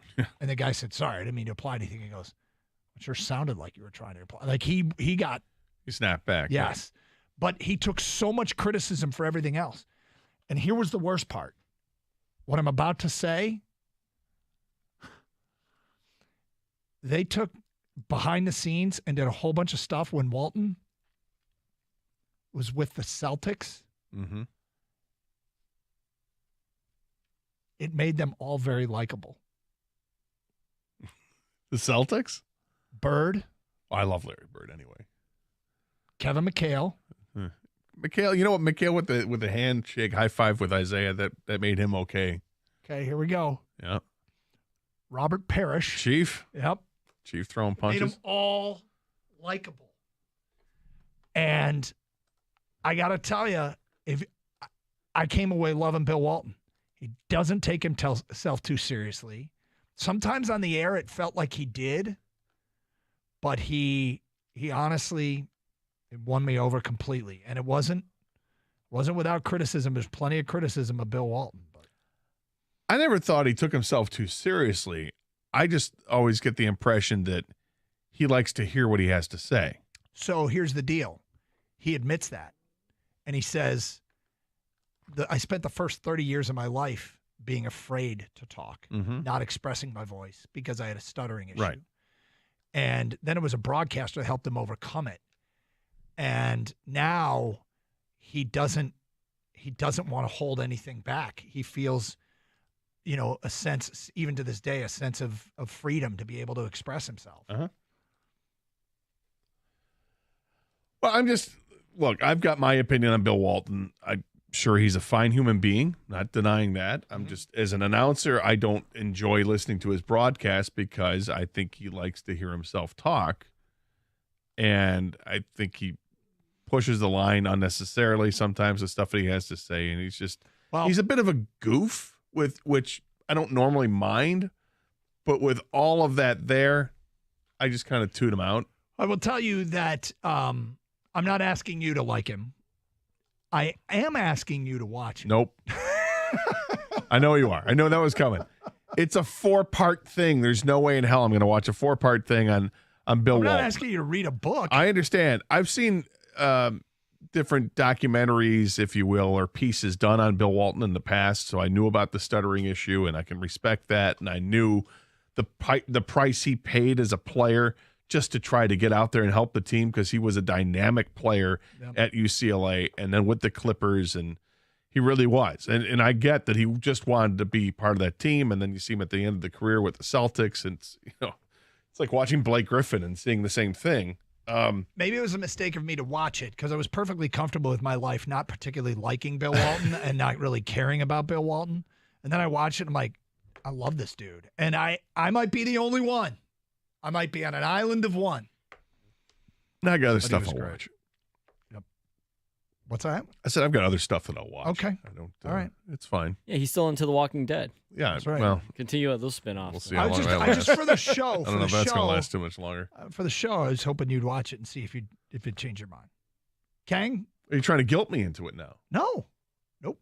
Not at all. I was just hoping for the show's sake that you were going to watch. I was, asking a little favor see if it changed your mind. Run a little experiment. No, it's a favor. See if it was just to see if it was just me. Maybe it, I mean, I didn't shed a tear when Niedermeyer won a cup. Yeah, I didn't ask you to. I wasn't asking you to get emotional watching.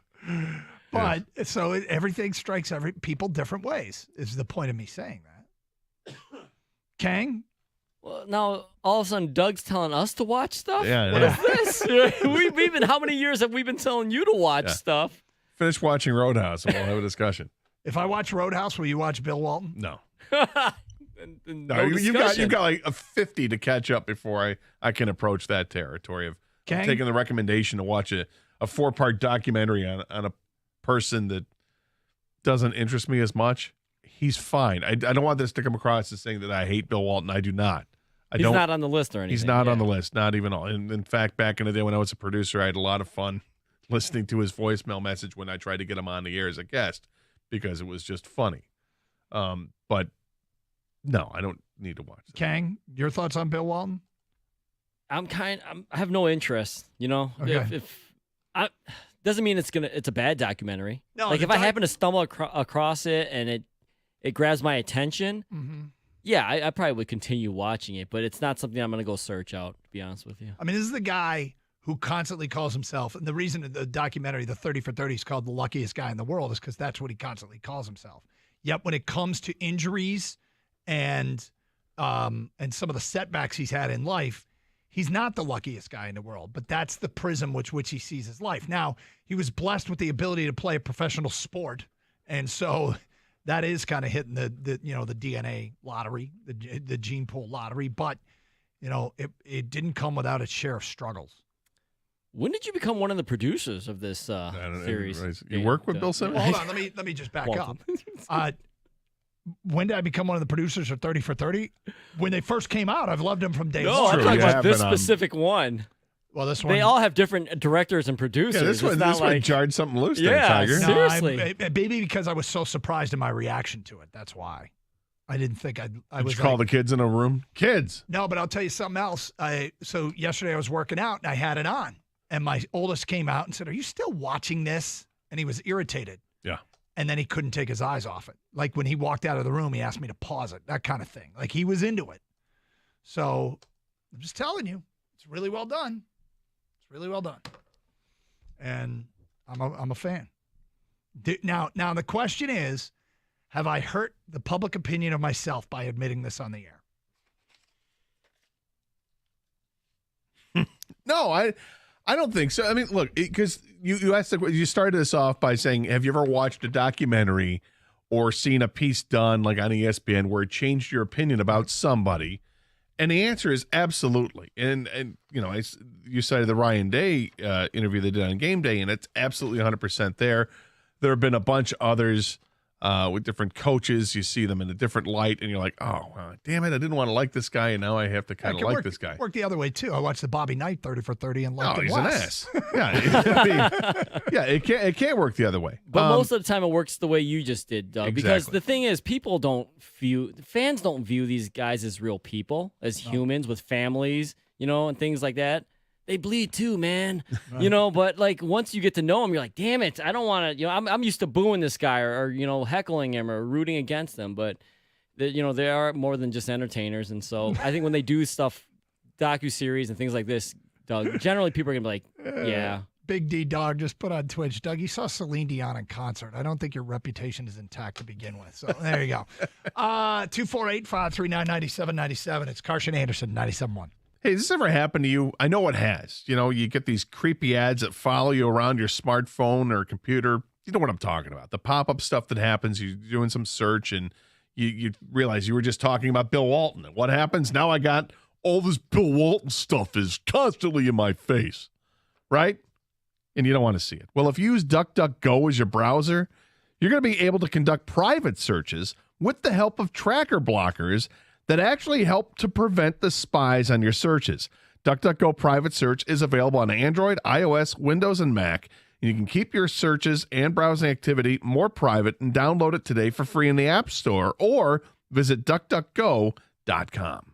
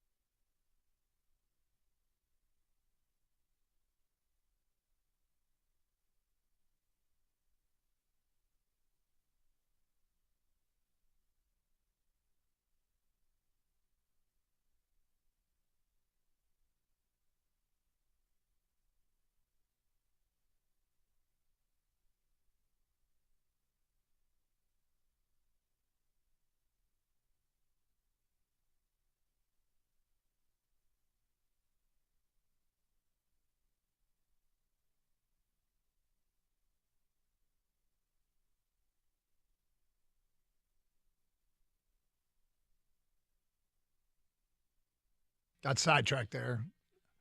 Coming clean. And I haven't been pulled off the air for admitting it that I like Bill Walton. I love Bill Walton. After the 30 for 30, the luckiest guy in the world. I just finished last night. Gator, I got sidetracked because I said we'd, who knew this about Adele? Huge boxing fan. Adele? Yeah, huge boxing fan. Yeah. Actually, what's funny is when I saw the headline, that was my first thought. I didn't know Adele liked boxing. And I'm like, wait a sec. So the story is she wanted to buy Sylvester Stallone's L.A. area home that was for sale. Mm-hmm. And over the pool at the home, there's a statue. Now, is it of Rocky Balboa? Is it of?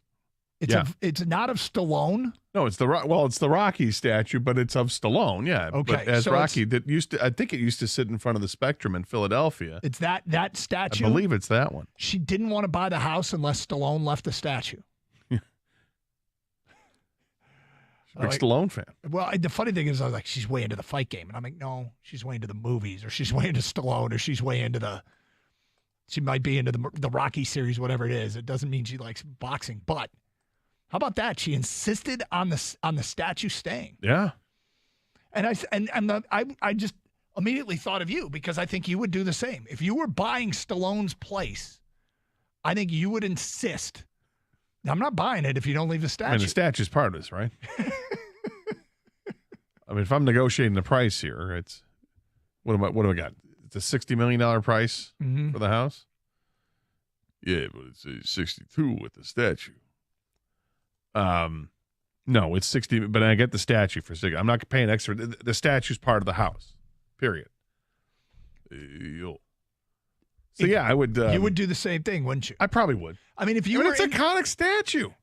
But the thing, you have to start with the idea that you could afford Stallone's house, right? And once we've established that, you can make demands like, well, I'm not buying it. Right. Some people ask for just leave the furniture. You know, can I? You know, I'll buy it furnished. I'll pay an extra, blank amount of dollars.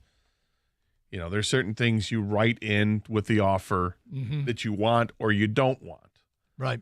When I bought my house, my second house 11 years ago, there was a hot tub in the back. It's sitting on the back patio. And they're like, and it comes with a hot tub. I'm like, I don't want the hot tub.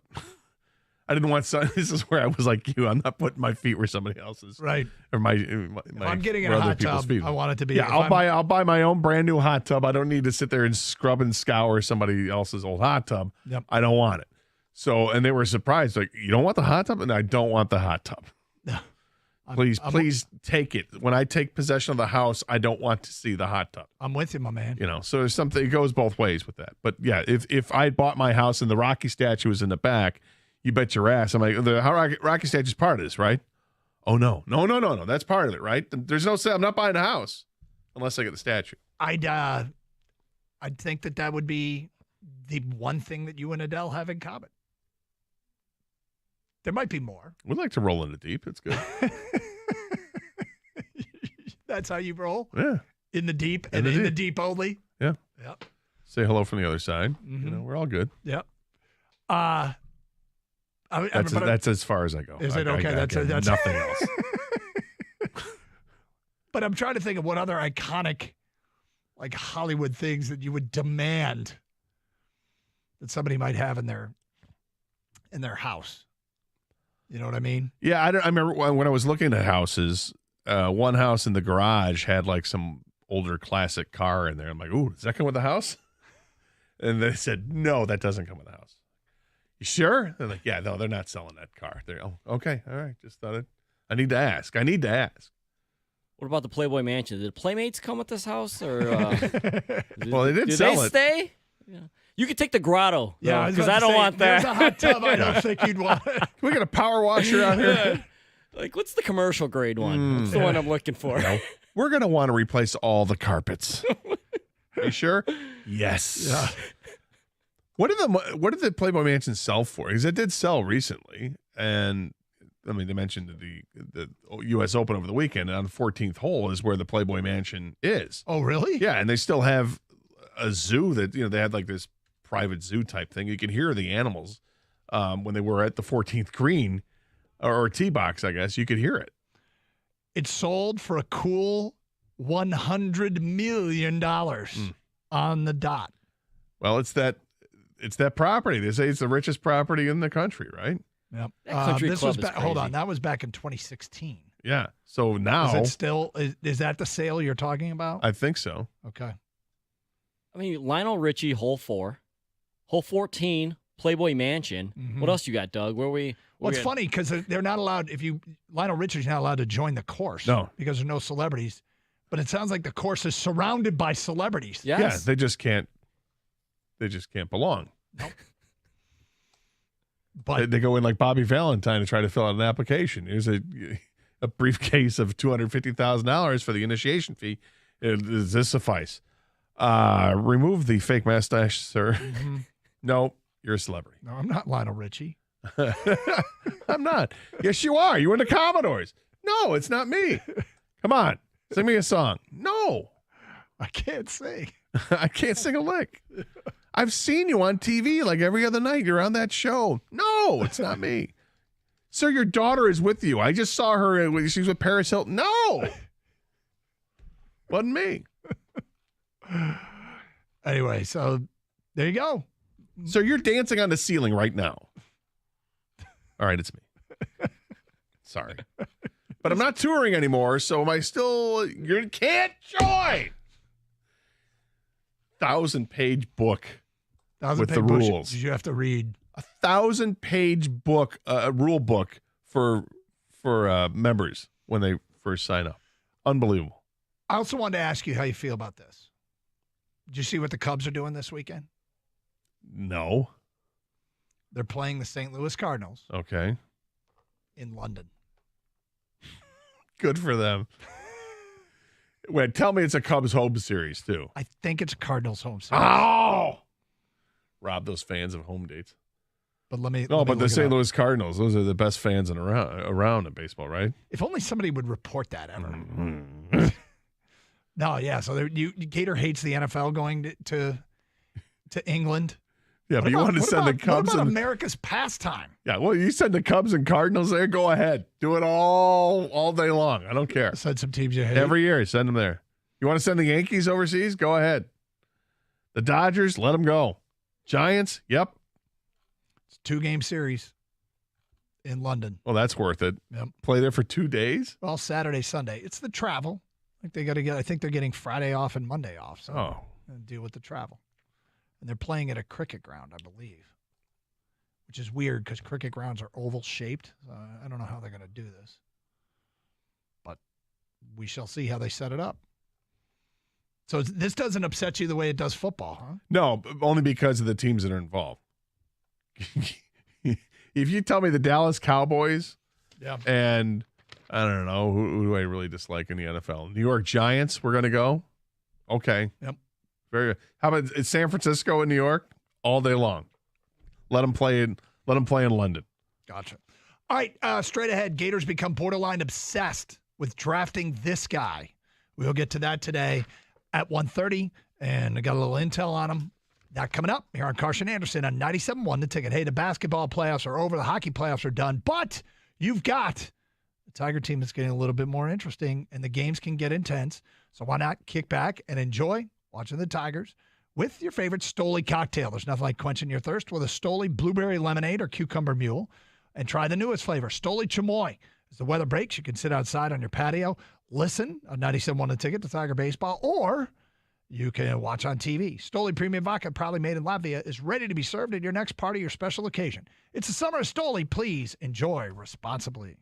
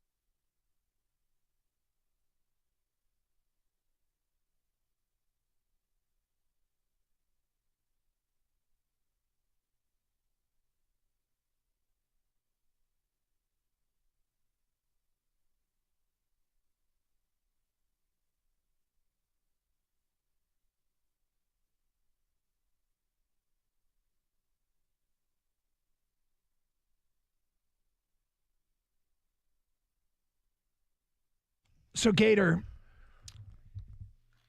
I'm hanging on to something that I just cannot believe is going to work.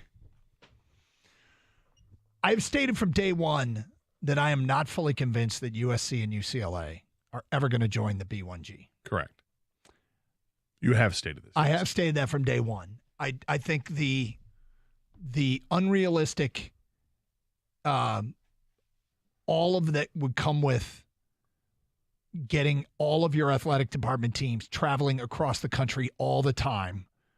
When that sets in, when the TV money is balanced against the reality of all it would take to basically move your entire athletic department to the Midwest consistently, I thought cooler heads would prevail. That's not going to happen, apparently. Apparently, USC and UCLA are going to go through with this. But I'm not giving up on just the absurdity of this whole thing. I think USC and UCLA will beg out within a decade.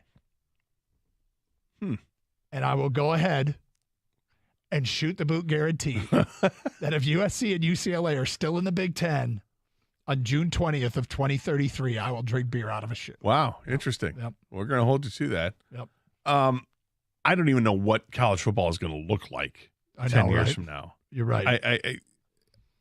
I shudder to think what it's going to look like because it's professional football now. I can't imagine 10 years from now what they're going to do to continue to bastardize the sport that I used to love. All of the logistics of this thing, I think, is just because everyone says, oh, yeah, it's going to be tough. Yeah, it is going to be tough on football. It's going to be tougher on basketball. It's going to be tougher on the sports that, basketball might be the toughest because they're going to be forced to make 10 trips